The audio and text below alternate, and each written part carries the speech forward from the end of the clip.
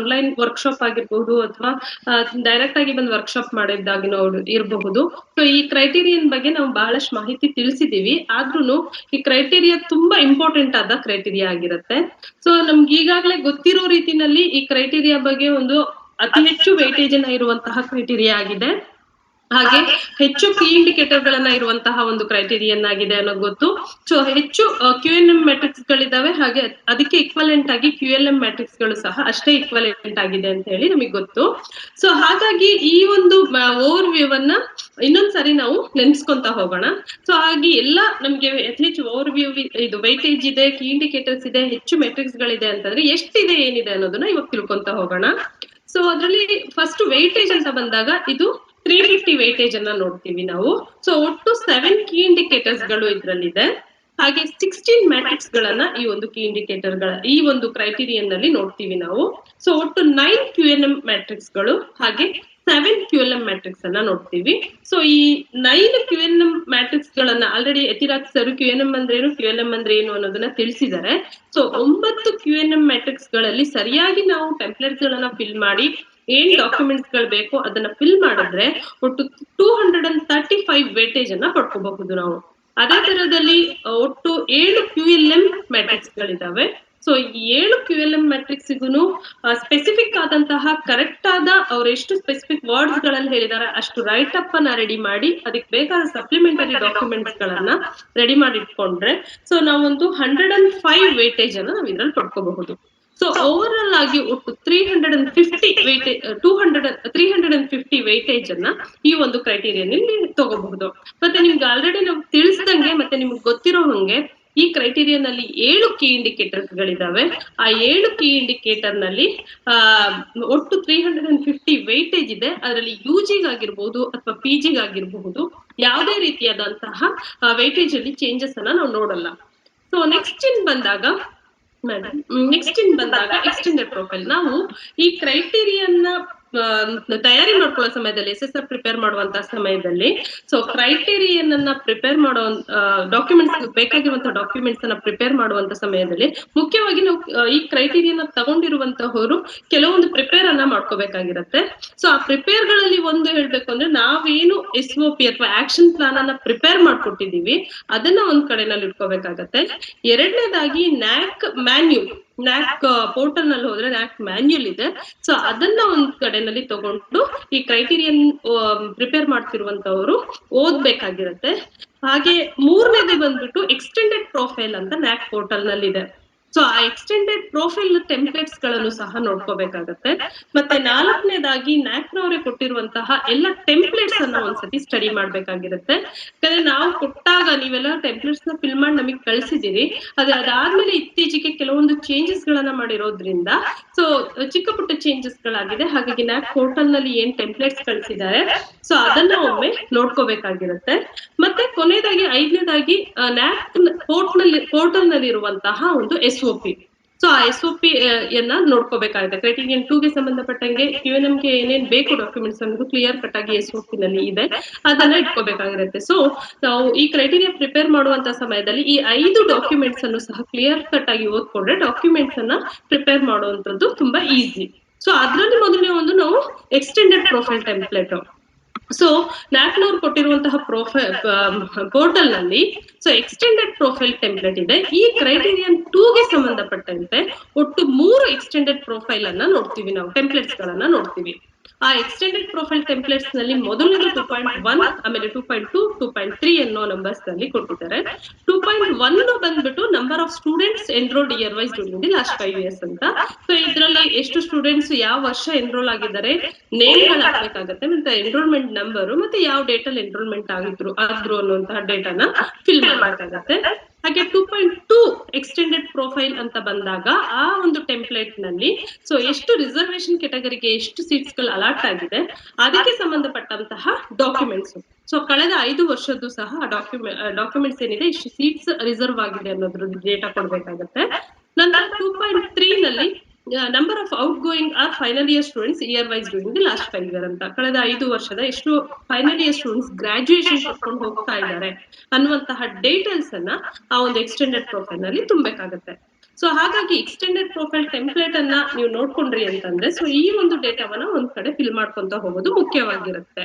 So next ಅಂತ ಬಂದಾಗ key indicator wise ನೋಡ್ತಾ ಹೋಗ್ಬೇಕಾಗತ್ತೆ. ಈಗ ನಾನು ಹೇಳಿದಾಗ ನೀವು ಮ್ಯಾನ್ಯುಯಲ್ ಅನ್ನ ಓದಿ ಮತ್ತೆ ನಾವು ಕೊಟ್ಟಿರುವಂತಹ ಆಕ್ಷನ್ ಪ್ಲಾನ್ ಅನ್ನ ಪ್ರಿಪೇರ್ ಮಾಡ್ಕೊಂಡಿರೋದು ಕೊಟ್ಟಿದ್ದನ್ನ ಓದ್ಕೊಂಡು ಟೆಂಪ್ಲೇಟ್ಸ್ ಒಂದ್ ಕಡೆ ಓದ್ಕೊಂಡು ಇನ್ನೊಂದ್ ಕಡೆ SOP ಇಟ್ಕೊಂಡ್ರೆ ನೀವು ಏನ್ ಕೆಲಸ ಮಾಡ್ತಾ ಹೋಗ್ಬೇಕು ಅನ್ನೋದು ಗೊತ್ತಾಗ್ತಾ ಹೋಗುತ್ತೆ. ಸೊ ಕೀ ಇಂಡಿಕೇಟರ್ 1 ಬರೋಣ. ಇವಾಗ key indicator 1 student enrolment profile ಅಂತ. ಇದು ಆಲ್ರೆಡಿ ನಿಮ್ಮ ಇನ್ಸ್ಟಿಟ್ಯೂಷನ್ ಅಲ್ಲಿ ಇರುತ್ತೆ. ಈ ನಿಮ್ಮ ಇನ್ಸ್ಟಿಟ್ಯೂಷನ್ ಅಲ್ಲಿ ಇರುವಂತಹ ಆ ಒಂದು ಡೀಟೇಲ್ಸ್ ಅನ್ನ ಯಾವ ರೀತಿ ಡಾಕ್ಯುಮೆಂಟೇಶನ್ ಮಾಡ್ಬೇಕು ಅನ್ನೋದು ಇಂಪಾರ್ಟೆಂಟ್. ಈ ಕೀ ಇಂಡಿಕೇಟರ್ ಅಲ್ಲಿ ಒಟ್ಟು 2 ಮೆಟ್ರಿಕ್ಸ್ ಗಳಿದಾವೆ, ಎರಡೂ ಸಹ QNM. ಸೊ ಅದರಲ್ಲಿ first one 2.1.1 so average enrolment year. So enrolment ಅಂತ ಕೇಳ್ತಾರೆ. ಸೊ ಇಲ್ಲಿ ಆವರೇಜ್ ಎನ್ರೋಲ್ಮೆಂಟ್ ಅಂತ ಅಂದಾಗ ಸೊ ಇದು QNM ಮ್ಯಾಟ್ರಿಕ್ಸ್ 20 ವೇಟೇಜ್ ಇರೋದ್ರಿಂದ QNM ಆಗಿರೋದ್ರಿಂದ ಟೆಂಪ್ಲೇಟ್ ಕೊಟ್ಟಿದ್ದಾರೆ NAAC ಅವರೇನೆ. ಸೊ ಇಲ್ಲಿ 2 ಕೆಲಸವನ್ನ ಮುಖ್ಯವಾಗಿ ಮಾಡ್ಬೇಕಾಗಿರುತ್ತೆ ಕಾಲೇಜಿನಲ್ಲಿ. ಒಂದು ಅವ್ರು ಕೊಟ್ಟಿರುವಂತಹ ಟೆಂಪ್ಲೇಟ್ ಏನಿದೆ ಅದನ್ನ ಫಿಲ್ ಮಾಡುವಂತದ್ದು.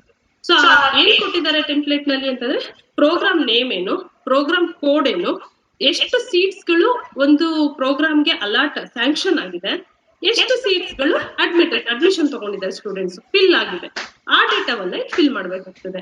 ಸೊ ನೀವು ಏನು ಎಲ್ಲ ಕಾಲೇಜಿನವರು ಸಹ ಡ್ರೈವ್ ಅಲ್ಲಿ ಡೇಟಾವನ್ನ ನೀವು ಫಿಲ್ ಮಾಡಿ ಕಳ್ಸಿದ್ರೋ ಆ ಪ್ರಕಾರ ನೋಡಿದಾಗ ನಾವು ಏನ್ ಡೇಟಾ ಫಿಲ್ ಮಾಡಿರೋದ್ರಲ್ಲಿ ಪ್ರೋಗ್ರಾಮ್ ನೇಮ್ ಹಾಕಿದಿರಿ, ಪ್ರೋಗ್ರಾಮ್ ಕೋಡ್ ತುಂಬಾ ಜನ ಹಾಕೇ ಇಲ್ಲ. ಸೊ ಹಾಗಾಗಿ ನಿಮ್ಮ ಕಾಲೇಜಿನಲ್ಲಿ ನಿಮ್ಮ ಯೂನಿವರ್ಸಿಟಿನಲ್ಲಿ ಆಗಿರ್ಬಹುದು ಅಥವಾ ನಿಮ್ಗೆ ಕಳ್ಸಿರುವಂತ ಪ್ರೋಗ್ರಾಮ್ ಏನು ಸ್ಯಾಂಕ್ಷನ್ ಮಾಡಕ್ ಕಳ್ಸಿರ್ತಾರೆ ಅದ್ರಲ್ಲಿ ಆಗಿರ್ಬಹುದು, ಮಾರ್ಕ್ಸ್ ಕಾರ್ಡ್ ಅಲ್ಲಿ ಆಗಿರ್ಬಹುದು. ಸೊ ಅಲ್ಲಿ ನಿಮ್ಗೆ ಪ್ರೋಗ್ರಾಮ್ ಕೋಡ್ ಸಿಗುತ್ತೆ, ಅದನ್ನ ಎಂಟರ್ ಮಾಡ್ಬೇಕಾಗತ್ತೆ. ಇಲ್ಲ ಅಂತಂದ್ರೆ ನೀವು ಅದನ್ನ ಬಿಟ್ಟರೆ ಇನ್ಕಂಪ್ಲೀಟ್ ಆಗತ್ತೆ ಡೇಟಾ ಫಿಲ್ ಮಾಡುವಂತದ್ದು. ಸೊ ಹಾಗಾಗಿ ಆ ಕೋಡ್ ಅನ್ನ ನೀವು ಹಾಕೋದನ್ನ ಮರಿಬೇಡಿ. So next number of seats sanctioned. So number of seats sanctioned ಅಂತ ಬಂದಾಗ ಫಾರ್ ಎಕ್ಸಾಂಪಲ್ ಇವಾಗ ಕಾಮರ್ಸ್ ಸ್ಟೂಡೆಂಟ್ಸ್ ಒಟ್ಟು 90 ಸ್ಟೂಡೆಂಟ್ಸ್ ಸ್ಯಾಂಕ್ಷನ್ ಸೀಟ್ ಇರುತ್ತೆ ಅಂತಂದ್ರೆ ನೀವು ಇಲ್ಲಿ ನಂಬರ್ ಆಫ್ ಸ್ಟೂಡೆಂಟ್ಸ್ ಅಡ್ಮಿಟೆಡ್ 90 ಅಂತಾನೆ ಹಾಕ್ಬೇಕಾಗತ್ತೆ. ಅದಕ್ಕಿಂತ ಜಾಸ್ತಿ ಹಾಕೋದಕ್ಕೆ ಬರಲ್ಲ. ಬೇಕಿದ್ರೆ 90 ಸ್ಯಾಂಕ್ಷನ್ ಸೀಟ್ ಇದೆ ಅಂದ್ರೆ 85 ಸ್ಟೂಡೆಂಟ್ಸ್ ಸೇರಿದ್ದಾರೆ ಅಂದ್ರೆ 85 ಅಂತ ಹಾಕಬಹುದು, ಅಥವಾ ಏನ್ 90 ಇದೆ ಅದಕ್ಕಿಂತ ಕಮ್ಮಿ ಹಾಕ್ಬೋದು. ಅದಕ್ಕಿಂತ ಜಾಸ್ತಿ ನಂಬರ್ಸ್ ಏನಾದ್ರು ಜಾಯಿನ್ ಆಗಿದ್ದಾರೆ ಅಂತಂದ್ರೆ ಈಗ 90ಗಿಂತ ಜಾಸ್ತಿ ಸ್ಟೂಡೆಂಟ್ಸ್ 100 ಜನ ಜಾಯ್ನ್ ಆಗಿದ್ದಾರೆ, 95 ಸ್ಟೂಡೆಂಟ್ಸ್ ಜಾಯ್ನ್ ಆಗಿದ್ದಾರೆ ಅಂದ್ರೆ ನೀವು ಯಾವ ಯೂನಿವರ್ಸಿಟಿನಲ್ಲಿ ಅಫಿಲಿಯೇಷನ್ ಇದೆಯೋ ಆ ಅಫಿಲಿಯೇಟೆಡ್ ಯೂನಿವರ್ಸಿಟಿಯಿಂದ ಏನು ಸ್ಯಾಂಕ್ಷನ್ ಸೀಟ್ಸ್ ಜಾಸ್ತಿ ಮಾಡ್ಕೊಂಡಿದ್ದೀರೋ ಅದಕ್ಕೆ ಒಂದು ಲೆಟರ್ ಅನ್ನ ತಗೋಬೇಕಾಗಿರುತ್ತೆ. ಸೊ ಇಷ್ಟು ಸ್ಟೂಡೆಂಟ್ಸ್ ಅನ್ನ ಜಾಸ್ತಿ ಮಾಡ್ಕೊಳ್ಳೋದಕ್ಕೆ ಸ್ಯಾಂಕ್ಷನ್ ಲೆಟರ್ ತಗೊಂಡಿದೀವಿ ಅಂತ ಹೇಳಿ. ಸೊ ಆ ಒಂದು ಸ್ಯಾಂಕ್ಷನ್ ಲೆಟರ್ ಇಲ್ಲಿ ತುಂಬಾ ಇಂಪಾರ್ಟೆಂಟ್ ಆಗುತ್ತೆ ಸಪ್ಲಿಮೆಂಟರಿ ಡಾಕ್ಯುಮೆಂಟ್ ಆಗಿ. ಸೊ ಅದ್ರ ಜೊತೆನಲ್ಲಿ ಎಷ್ಟು ಜನ ಸ್ಟೂಡೆಂಟ್ಸ್ ಜಾಯಿನ್ ಆಗಿದ್ದಾರೆ ಅನ್ನೋದನ್ನ ನೀವು ಅಪ್ರೂವ್ಡ್ ಅಡ್ಮಿಷನ್ ಲಿಸ್ಟ್ ಅಂತ ನಾವಲ್ಲಿ ಹಾಕಿದೀವಿ ಡಾಕ್ಯುಮೆಂಟ್ ಅಲ್ಲಿ. ಸೊ ಆ ಒಂದು ಅಪ್ರೂವ್ಡ್ ಅಡ್ಮಿಷನ್ ತಗೊಂಡಿರುವಂತಹ list program wise approved admission list ಅನ್ನ ನೀವು ಇಲ್ಲಿ ಇಟ್ಕೋಬೇಕಾಗಿರುತ್ತೆ. ಮತ್ತೆ ಎಷ್ಟು ಸ್ಟೂಡೆಂಟ್ಸ್ ಎನ್ರೋಲ್ಮೆಂಟ್ ಆಗಿದ್ದಾರೆ ಇಯರ್ ವೈಸ್ ವಿತ್ ನೇಮ್ಸ್ ಅದನ್ನು ಸಹ ಒಂದು ಡಾಕ್ಯುಮೆಂಟ್ ಅನ್ನ ನೀವು ರೆಡಿ ಮಾಡಿ ಇಟ್ಕೋಬೇಕಾಗಿರುತ್ತೆ. ಅದು ನಿಮ್ಮ ಹತ್ರ ಅಡ್ಮಿಷನ್ ರಿಜಿಸ್ಟರ್ ಇರುತ್ತೆ, ಅದ್ರಲ್ಲಿ ಇರುತ್ತೆ. ಸೊ ಇಲ್ಲಿ ಮುಖ್ಯವಾಗಿ ಒಂದು ಟೆಂಪ್ಲೇಟ್ ಅನ್ನು ಫಿಲ್ ಮಾಡೋದು ಒಂದು ಪಾರ್ಟ್ ಆದ್ರೆ, ಎರಡನೇದಾಗಿ intake sanction letter from the affiliating university, ಮತ್ತೆ ಅಪ್ರೂವ್ಡ್ ಅಡ್ಮಿಷನ್ ಲಿಸ್ಟ್ ಅದೊಂದು, ಮತ್ತೆ students enrolment list program wise year wise ಇಟ್ಕೋಬೇಕಾಗಿರುತ್ತೆ.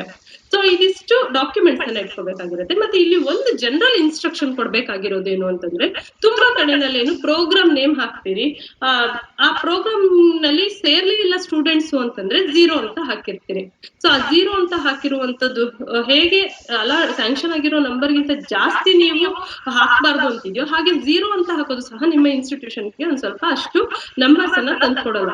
ಸೊ ನೀವೇನ್ ಮಾಡಬಹುದು ಅಂತಂದ್ರೆ, ಒಂದು 2 ವರ್ಷ ಯಾವ್ದೋ ಒಂದು ಕೋರ್ಸಿಗೆ ಪ್ರೋಗ್ರಾಮ್ಗೆ ಸ್ಟೂಡೆಂಟ್ಸ್ ಬಂದು ಜಾಯಿನ್ ಆಗಿಲ್ಲ ಅಂತಂದ್ರೆ ಒಂದ್ 2 ವರ್ಷ ವೇಟ್ ಮಾಡಿ 3ನೇ ವರ್ಷ ಅದು ಇಂಟೇಕ್ ಏನಿದೆ ಅದನ್ನ ಕಡಿಮೆ ಮಾಡ್ಕೊಂತ 30 ಇಂಟೇಕ್ ಸ್ಯಾಂಕ್ಷನ್ ಅಂತ ಕೊಟ್ಟಿದ್ರೆ ಅದೊಂದು 25ಕ್ಕೆ ಅಂತ ರೆಡ್ಯೂಸ್ ಮಾಡ್ಕೊಂಡ್ಬಿಡೋದು, ಅದನ್ನ ಇಷ್ಟು ವರ್ಷ 20 ಅಂತ ರೆಡ್ಯೂಸ್ ಮಾಡ್ಕೊಳ್ಳೋದು, ಅದರ ನಂತರ ಸರೆಂಡರ್ ಮಾಡಿದ್ರೆ ನಿಮಗೆ ಸೊ ಇಲ್ಲಿ 0 ಅಂತ ಬರುವಂತದ್ದು ತಪ್ಪತ್ತೆ.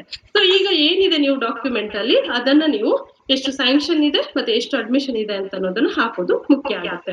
ಸೊ ಹೀಗೆ ಮಾಡಿದ್ರೆ ನಿಮ್ಗೆ 2.1.1 ಅಲ್ಲಿ ಸೊ QNM ಕ್ವೆಶನ್ ಗೆ 20 ವೇಟೇಜ್ ಅನ್ನ ಪಡ್ಕೋಬಹುದು.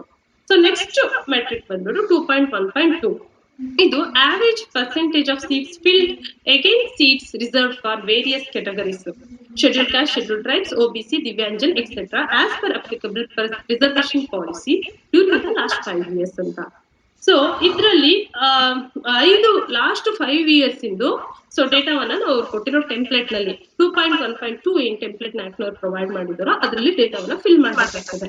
ಇಲ್ಲೂ ಸಹ ಕಳೆದ ಮೆಟ್ರಿಕ್ ನಲ್ಲಿ ಹೇಳಿದ ರೀತಿನಲ್ಲೇನೆ ಸೊ ಒಂದು ಪಾರ್ಟ್ ಟೆಂಪ್ಲೇಟ್ ಅನ್ನ ಫಿಲ್ ಮಾಡೋದಾದ್ರೆ ಕೆಲಸ ಆದ್ರೆ, ಇನ್ನೊಂದು ಕೆಲಸ ನಮ್ದು ಬೇಕಾಗಿರುವಂತಹ ಡಾಕ್ಯುಮೆಂಟ್ಸ್ ಅನ್ನ ರೆಡಿ ಮಾಡ್ಕೊಂತ ಇಟ್ಕೊಂತ ಹೋಗುವಂತದ್ದು. ಅವ್ರು ಕೊಟ್ಟಿರೋ ಟೆಂಪ್ಲೇಟ್ ನಲ್ಲಿ ಕ್ಲಿಯರ್ ಕಟ್ ಆಗಿದೆ. ಸೊ ಎಷ್ಟು ಸೀಟ್ಸ್ ಗಳು ರಿಸರ್ವೇಶನ್ ಕೆಟಗರೀಸ್ಗೆ ಅಂತ ಕೊಟ್ಟಿದೆ ಅಂತ ಹೇಳಿ, ಅದು ಒಂದ್ ಕಡೆನಲ್ಲಿ ಎಷ್ಟು ನಂಬರ್ಸ್ ಕೊಟ್ಟಿದೆ ಅಂತ, ಇನ್ನೊಂದು ಎಷ್ಟು ಸ್ಟೂಡೆಂಟ್ಸ್ ಅದಕ್ಕೆ ಸೇರಿದ್ದಾರೆ ಅಂತ ಹೇಳಿ ಸೊ ಆ ರಿಸರ್ವೇಶನ್ ಏನ್ ಕೊಟ್ಟಿದ್ರು ಅದಕ್ಕೆ ಅಷ್ಟು ಜನ ಸೇರಿದಾರ ಅಂತ. ಸೊ ಇದನ್ನ ಫಿಲ್ ಮಾಡಿದ್ರೆ ಇಲ್ಲ ಅಷ್ಟೇ ಕೆಲಸ. ಬಟ್ ಡಾಕ್ಯುಮೆಂಟ್ ಅಂತ ಬಂದಾಗ ಸೊ ಮೆಡಿಕಲ್ ಸರ್ಟಿಫಿಕೇಟ್ಸ್, ದಿವ್ಯಾಂಜನ್ ಸ್ಟೂಡೆಂಟ್ಸ್ ಸೇರಿದ್ರೆ ಅದಕ್ಕೆ ಮೆಡಿಕಲ್ ಸರ್ಟಿಫಿಕೇಟ್ ಅನ್ನ ಇಟ್ಕೋಬೇಕಾಗಿರುತ್ತೆ. ಆಮೇಲೆ ರಿಸರ್ವೇಶನ್ ಕೆಟಗರಿ ಅಂತ ಎಷ್ಟು ನಾವಿಲ್ಲಿ ಸಿಂಪಲ್ ಆಗಿ ಅರ್ಥ ಮಾಡ್ಕೋಬೇಕು ಅಂತಂದ್ರೆ, ಎಷ್ಟು ಕೋಟಾ ಕೊಟ್ಟಿದ್ದಾರೆ ರಿಸರ್ವೇಶನ್ ಕೆಟಗರೀಸ್ ಅಂತ ಎಷ್ಟು ಕೋಟಾ ಕೊಟ್ಟಿದ್ದಾರೆ ಅಂತ ಅನ್ನೋದು ಮುಖ್ಯವಾಗಿರುತ್ತೆ ಇಲ್ಲಿ. ಸೊ ಹಾಗೆ ಅದಕ್ಕೆ ಸಂಬಂಧಪಟ್ಟಂತೆ ಗವರ್ಮೆಂಟ್, ಕರ್ನಾಟಕ ಗವರ್ಮೆಂಟ್ ಆಗಿರ್ಬೋದು ಅಥವಾ ಸೆಂಟ್ರಲ್ ಗವರ್ಮೆಂಟ್ ಆಗಿರ್ಬೋದು, ಯಾವುದೇ ಒಂದು ಗವರ್ಮೆಂಟ್ ಇಂದು ರೂಲ್ ಇತ್ತು ಅಂದ್ರೆ ಆ ಪಾಲಿಸಿಯನ್ನ ನೀವಿಲ್ಲಿ ಆ ಗೈಡ್ಲೈನ್ಸ್ ಏನಿದೆ ಅದನ್ನ ನೀವು ಇಲ್ಲಿ ಸಪೋರ್ಟಿವ್ ಡಾಕ್ಯುಮೆಂಟ್ ಆಗಿ ಇಟ್ಕೋಬೇಕಾಗುತ್ತೆ. ಅದು ಕನ್ನಡದಲ್ಲಿ ಇತ್ತು ಅಂತಂದ್ರೆ ಇಂಗ್ಲಿಷ್ಗೆ ಅದನ್ನ ಟ್ರಾನ್ಸ್ಲೇಟ್ ಮಾಡಿ ಇಟ್ಕೋಬೇಕಾಗಿರುತ್ತೆ. ಸೊ ಎರಡನೇ ಡಾಕ್ಯುಮೆಂಟ್, ಸೊ ಈ ಏನ್ ರಿಸರ್ವೇಶನ್ಗೆ ಗವರ್ಮೆಂಟ್ ಇಂದ ಕೊಟ್ಟಿರ್ತಾರೋ ಆ ಡಾಕ್ಯುಮೆಂಟ್ ಅನ್ನ ರೆಡಿ ಮಾಡಿ ಇಟ್ಕೋಬೇಕಾಗಿರುವಂತದ್ದು. ಇನ್ನು ಮೂರನೇ ಒಂದು ಡಾಕ್ಯುಮೆಂಟ್ ಯಾವುದು ಅಂದ್ರೆ admission abstract. Programme wise, year wise ಅಂದ್ರೆ ಇಯರ್ ವೈಸ್ ಅಂದಾಗ ಕಳೆದ 5 ವರ್ಷದ್ದು, ಮತ್ತೆ ಎಷ್ಟು ಪ್ರೋಗ್ರಾಮ್ ಇದೆ programme wise, category wise. So ಇದಿಷ್ಟು ಸಹ ಮೂರನ್ನು ಇನ್ಕ್ಲೂಡ್ ಆದಂತಹ ಒಂದು ಅಡ್ಮಿಷನ್ ಅಬ್ಸ್ಟ್ರಾಕ್ಟ್ ಅನ್ನ ರೆಡಿ ಮಾಡ್ಕೊಂಡು ಪ್ರಿನ್ಸಿಪಲ್ ಇಂದ ಸೈನ್ ಅಂಡ್ ಸೀಲ್ ಮಾಡಿ ಇಟ್ಕೋಬೇಕಾಗಿರುತ್ತೆ. ಸೊ ಈ 3 ಡಾಕ್ಯುಮೆಂಟ್ ಅನ್ನ ಇಟ್ಕೊಂಡ್ರೆ ನಮಗೆ ಸೊ ಈ ಒಂದು ಟೆಂಪ್ಲೇಟ್ ಅನ್ನ, ಈ ಒಂದು ಏನ್ ಮೆಟ್ರಿಕ್ ಇದೆ ಇದರಲ್ಲಿ 20 ವೇಟೇಜ್ ಅನ್ನು ತುಂಬಾ ಈಸಿಯಾಗಿ ಕೊಟ್ಕೋಬಹುದು. ಸೊ ಆ ರಿಸರ್ವೇಶನ್ ಸಂಬಂಧಪಟ್ಟಂಗೆ ಡಾಕ್ಯುಮೆಂಟ್ ಅನ್ನು ಸಹ ನಾವಲ್ಲಿ ಕೊಟ್ಟಿದ್ದೀವಿ, ನಿಮ್ಗೆ PPT ಶೇರ್ ಮಾಡಿದಾಗ ಅದ್ರಲ್ಲಿ ಸಿಗತ್ತೆ. ಸೊ ನೆಕ್ಸ್ಟ್ ಕೀ ಇಂಡಿಕೇಟರ್ ಬಂದು 2.2, ಇದು catering to the student diversity ಅಂತ. ಸೊ ಇದು 50 ವೇಟೇಜ್ ಇದೆ. ಈ ಒಂದು ಕೀ ಇಂಡಿಕೇಟರ್ ಅಲ್ಲಿ ಸೊ ಮುಖ್ಯವಾಗಿ 2.1 ನಲ್ಲಿ ಹೇಳುವಂತದ್ದು, the institution assess the learning levels of the students and organizes special programs for advanced learners and slow learners. So ಇದು ಈ ಒಂದು ಹಿಂದಿನ ಕೀ ಇಂಡಿಕೇಟರ್ ನಲ್ಲಿ ಏನಾಗ್ತಾ ಇತ್ತು, ನಿಮ್ಮ ಹತ್ರ ಅಡ್ಮಿಷನ್ ಅಬ್ಸ್ಟ್ರಾಕ್ಟ್ ಎಲ್ಲ ಇರ್ತಿತ್ತು, ಅಡ್ಮಿಷನ್ ಸೀಕ್ವೆನ್ಸ್ ಎಲ್ಲ ಚೆನ್ನಾಗಿ ಮಾಡ್ಕೊಂಡಿರ್ತೀವಿ, ಆ ಡೇಟಾವನ್ನ ಒಂದ್ ಕಡೆ ಸೇರಿಸುವಂತದ್ದಾಗಿರುತ್ತೆ. ಬಟ್ ಇಲ್ಲೇನಾಗಿರುತ್ತೆ, ನೀವು ಕಳೆದ 5 ವರ್ಷದಲ್ಲಿ ನೀವು ಸ್ಟೂಡೆಂಟ್ಸಿಗೆ ಯಾವ ರೀತಿನಲ್ಲಿ ಸ್ಪೆಷಲ್ ಲೆಕ್ಚರ್, ಇದು ಸ್ಲೋ ಲರ್ನರ್ಸ್ಗೆ ಯಾವ ರೀತಿ ಆಕ್ಟಿವಿಟೀಸ್ ನ ಮಾಡಿದ್ದೀರಿ, ಅಡ್ವಾನ್ಸ್ ಲರ್ನರ್ಸ್ಗೆ ಯಾವ ರೀತಿ ಆಕ್ಟಿವಿಟೀಸ್ ಮಾಡಿದ್ದೀರಿ, ಅದನ್ನ ಆಧಾರವಾಗಿ ಇಟ್ಕೊಂಡು ಅವರು 30 ಮಾರ್ಕ್ಸ್ ಅನ್ನ QLM ಕ್ವೆಶನ್ ಆಗಿರೋದ್ರಿಂದ ನಿಮ್ಮ ರೈಟ್ ಅಪ್ ಅಲ್ಲಿ ರೆಡಿ ಮಾಡ್ಬೇಕಾಗಿರುತ್ತೆ. ಸೊ ಹಾಗಾಗಿ ನೀವು ಎಷ್ಟು ಇಲ್ಲಿ ಮಾಡ್ಬೇಕಾಗಿರುವಂತಹ ಕೆಲಸ 3, ಈ ಒಂದು ಮ್ಯಾಟ್ರಿಕ್ಸ್ ನಲ್ಲಿ ಮಾಡ್ಬೇಕಾಗಿರುವಂತಹ ಕೆಲಸ 3. ಸೊ ಮೊದಲನೇದು ಸೊ ಒಂದ್ ಕಡೆಯಲ್ಲಿ ಡಾಕ್ಯುಮೆಂಟ್ಸ್ ಅನ್ನ ಕಲೆಕ್ಷನ್ ಮಾಡುವಂಥದ್ದು. ಯಾವ ಡಾಕ್ಯುಮೆಂಟ್ಸ್ ಗಳು ಬೇಕು ಅಂತಂದ್ರೆ, ಒಂದು ಅಡ್ವಾನ್ಸ್ ಲರ್ನರ್ ಮತ್ತೆ ಸ್ಲೋ ಲರ್ನರ್ಸ್ ಲಿಸ್ಟ್, ಎಷ್ಟು ಜನ ಸ್ಲೋ ಲರ್ನರ್ಸ್ ಇದ್ದಾರೆ, ಎಷ್ಟು ಜನ ಅಡ್ವಾನ್ಸ್ ಲರ್ನರ್ಸ್ ಇದ್ದಾರೆ, ಅದರ ಲಿಸ್ಟ್ ಬೇಕಾಗುತ್ತೆ ಒಂದೊಂದು ಪ್ರೋಗ್ರಾಮ್ ವೈಸ್. ಸೊ ಎರಡನೇದು ಅಡ್ವಾನ್ಸ್ ಲರ್ನರ್ ಮತ್ತೆ ಸ್ಲೋ ಲರ್ನರ್ಸ್ ಅಂತ ಐಡೆಂಟಿಫಿಕೇಶನ್ ಮಾಡೋದಕ್ಕೆ ಯಾವ ಪ್ಯಾರಾಮೀಟರ್ ಅನ್ನ ನೀವು ಬಳಸಿದೀರಿ ಎನ್ನುವಂತಹ ಲಿಸ್ಟ್.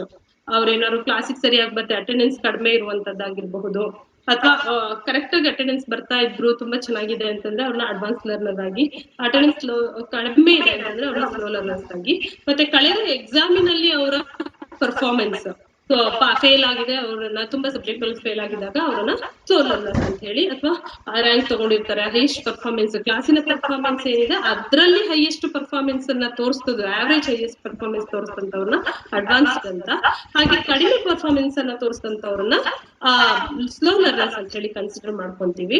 ಸೊ ಹಾಗಾಗಿ ಯಾವ ಪ್ಯಾರಾಮೀಟರ್ ನೀವು ಇಟ್ಕೊಂಡಿದ್ದೀರಿ ಆ ಪ್ಯಾರಾಮೀಟರ್ ನಲ್ಲಿ ಸ್ಲೋ ಲರ್ನರ್ಸ್ ಯಾರು, ಅಡ್ವಾನ್ಸ್ ಲರ್ನರ್ಸ್ ಯಾರು ಅಂತ ಅನ್ನೋದನ್ನ ಅದು ಲಿಸ್ಟ್ ಮತ್ತೆ ಪ್ಯಾರಾಮೀಟರ್ಸ್ ಕೊಡ್ಬೇಕಾಗತ್ತೆ.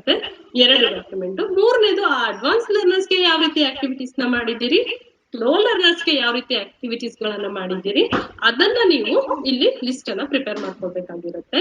ಸೊ ಹಾಗೆ 4ನೇದಾಗಿ ಆ ಲಿಸ್ಟ್ ಆಕ್ಟಿವಿಟೀಸ್ ಎಲ್ಲ ಏನ್ ಮಾಡಿರ್ತೀರಿ ಅದ್ರದ್ದೊಂದು ರಿಪೋರ್ಟ್ ಅನ್ನ ಪ್ರಿಪೇರ್ ಮಾಡ್ಬೇಕಾಗಿರುತ್ತೆ. ಒಂದು ಸೆಮಿಸ್ಟರ್ ಸ್ಲೋ ಲರ್ನರ್ಸ್ಗೆ ಮತ್ತೆ ಅಡ್ವಾನ್ಸ್ ಲರ್ನರ್ಸ್ಗೆ ಏನು ಆಕ್ಟಿವಿಟೀಸ್ ಮಾಡಿದಿರಿ ಒಂದು ಸೆಮಿಸ್ಟರ್ ನಲ್ಲಿ ಅಂತ ರಿಪೋರ್ಟ್ ಅನ್ನ ಮಾಡಿ ನಿಮ್ಮ ಹತ್ರ ಜಿಯೋ ಟ್ಯಾಗ್ ಫೋಟೋಸ್ ಗಳಿತ್ತು ಅಂತಂದ್ರೆ ಅಥವಾ ತುಂಬಾ ಹಿಂದಿನ ಆಕ್ಟಿವಿಟೀಸ್ ಗಳಾದ್ರೆ ಹಾಗೆ ಫೋಟೋಸ್ ಗಳಿತ್ತು ಅಂತಂದ್ರೆ ಅದನ್ನ ನೀವು ಇಲ್ಲಿ ಹಾಕಬಹುದಾಗುತ್ತೆ. ಅದನ್ನ ನಿಮ್ ವೆಬ್ಸೈಟ್ ಅಲ್ಲಿ ನೀವು ಆ ರಿಪೋರ್ಟ್ ಅನ್ನು ಸಹ ಅಪ್ಲೋಡ್ ಮಾಡಬಹುದು. ಸೊ ಹಾಗೆ ಈ 4 ಡಾಕ್ಯುಮೆಂಟ್ಸ್ ಅನ್ನ ಕಲೆಕ್ಟ್ ಮಾಡೋದು ಮೊದಲನೇದೊಂದು ಇಂಪಾರ್ಟೆಂಟ್ ಆದಂತಹ ವರ್ಕ್ ಆಗಿರುತ್ತೆ ಈ ಮೆಟ್ರಿಕ್ ನಲ್ಲಿ.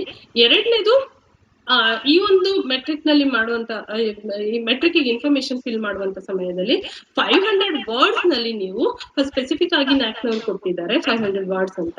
ಆ 500 ವರ್ಡ್ಸ್ ನಲ್ಲಿ ಸ್ಲೋ ಲರ್ನರ್ಸ್ ಮತ್ತೆ ಅಡ್ವಾನ್ಸ್ ಲರ್ನರ್ಸ್ ಗೆ ಯಾವ ರೀತಿ ಆಕ್ಟಿವಿಟೀಸ್ ನ ನೀವು ಮಾಡ್ತಿದ್ದೀರಿ, ಯಾವ ಪ್ಯಾರಾಮೀಟರ್ಸ್ ನ ಯೂಸ್ ಮಾಡ್ಕೊಂಡಿದ್ದೀರಿ, ಯಾವ ರೀತಿ ಆಕ್ಟಿವಿಟೀಸ್ ಗಳು ನಿಮ್ಮಲ್ಲಿ ಈವರೆಗೂ ಆಗಿದೆ, ಇದಿಷ್ಟನ್ನು ಸೇರಿದಂತಹ ಒಂದು ಸ್ಪೆಸಿಫಿಕ್ ಆದಂತಹ ಇನ್ಫಾರ್ಮೇಶನ್ ಅನ್ನ 500 ವರ್ಡ್ಸ್ ನಲ್ಲಿ ಒಂದು ರೈಟ್ ಅಪ್ ಅನ್ನ ರೆಡಿ ಮಾಡ್ಕೊಡ್ಬೇಕು. ಸೊ ಹೀಗೆ 500 ವರ್ಡ್ಸ್ ನಲ್ಲಿ ರೈಟ್ ಅಪ್ ಅನ್ನ ರೆಡಿ ಮಾಡಿದಾಗ ನೀವು ಸೊ ಅದು ಅವರಿಗೆ ಅರ್ಥ ಆಗೋ ರೀತಿನಲ್ಲಿ ರೈಟ್ ಅಪ್ ಅನ್ನ ಪ್ರಿಪೇರ್ ಮಾಡ್ಬೇಕಾಗಿರುತ್ತೆ. ಸೊ ಇದಿಷ್ಟು ಸಹ ಕೆಲಸ ಮಾಡಿದ್ರೆ ನಿಮ್ಗೆ QLM ನಲ್ಲಿ ವೇಟೇಜ್ ಅಲ್ಲಿ ಅಡ್ವಾನ್ಸ್ ಲರ್ನರ್ಸ್ ಸ್ಲೋ ಲರ್ನರ್ಸ್ಗೆ 20 ಮಾರ್ಕ್ಸ್ ವೇಟೇಜ್ ಅನ್ನ ಪಡ್ಕೋಬಹುದು ನೀವು. ನೆಕ್ಸ್ಟ್ 2.2.1. ಸೊ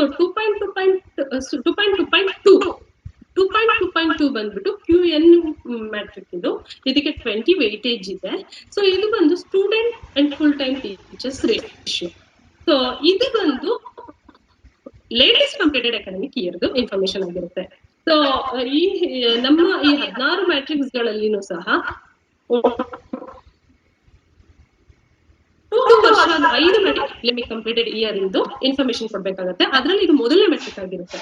ಸೊ ಹಾಗಾಗಿ ಲೇಟೆಸ್ಟ್ ಕಂಪ್ಲೀಟೆಡ್ ಅಕಾಡೆಮಿಕ್ ಇಯರ್ ಇಂದು ಒಂದು ಡೇಟಾವನ್ನ ಈ ಇದರಲ್ಲಿ ಫಿಲ್ ಮಾಡ್ಬೇಕಾಗುತ್ತೆ. ಇದರಲ್ಲಿ student and full time teacher ratio ಅಂತ ಹೇಳಿದ್ದಾರೆ. Student and full time teacher ratio ಅಂದಾಗ ಇದು QNM ಮ್ಯಾಟ್ರಿಕ್ ಆಗಿರೋದ್ರಿಂದ ಇದಕ್ಕೂ ಸಹ 2 ರೀತಿಯ ಕೆಲಸವನ್ನ ನಾವು ಈ ಒಂದು ಮ್ಯಾಟ್ರಿಕ್ ನಲ್ಲಿ ಮಾಡ್ಬೇಕಾಗುತ್ತೆ. ಮೊದಲನೇದು ಟೆಂಪ್ಲೇಟ್ ಫಿಲ್ ಮಾಡುವಂತದ್ದು. ಸೊ ಟೆಂಪ್ಲೇಟ್ ಫಿಲ್ ಮಾಡೋದಕ್ಕಿಂತ ಮುಂಚೆ ಒಂದು ಜನರಲ್ ಇನ್ಸ್ಟ್ರಕ್ಷನ್ ಅನ್ನ ನಾವಿಲ್ಲಿ ತಿಳ್ಕೊಬೇಕಾಗುತ್ತೆ. ಅದೇನು ಅಂತಂದ್ರೆ ಫುಲ್ ಟೈಮ್ ಟೀಚರ್ ಅಂದ್ರೆ ಯಾರು ಅಂತ.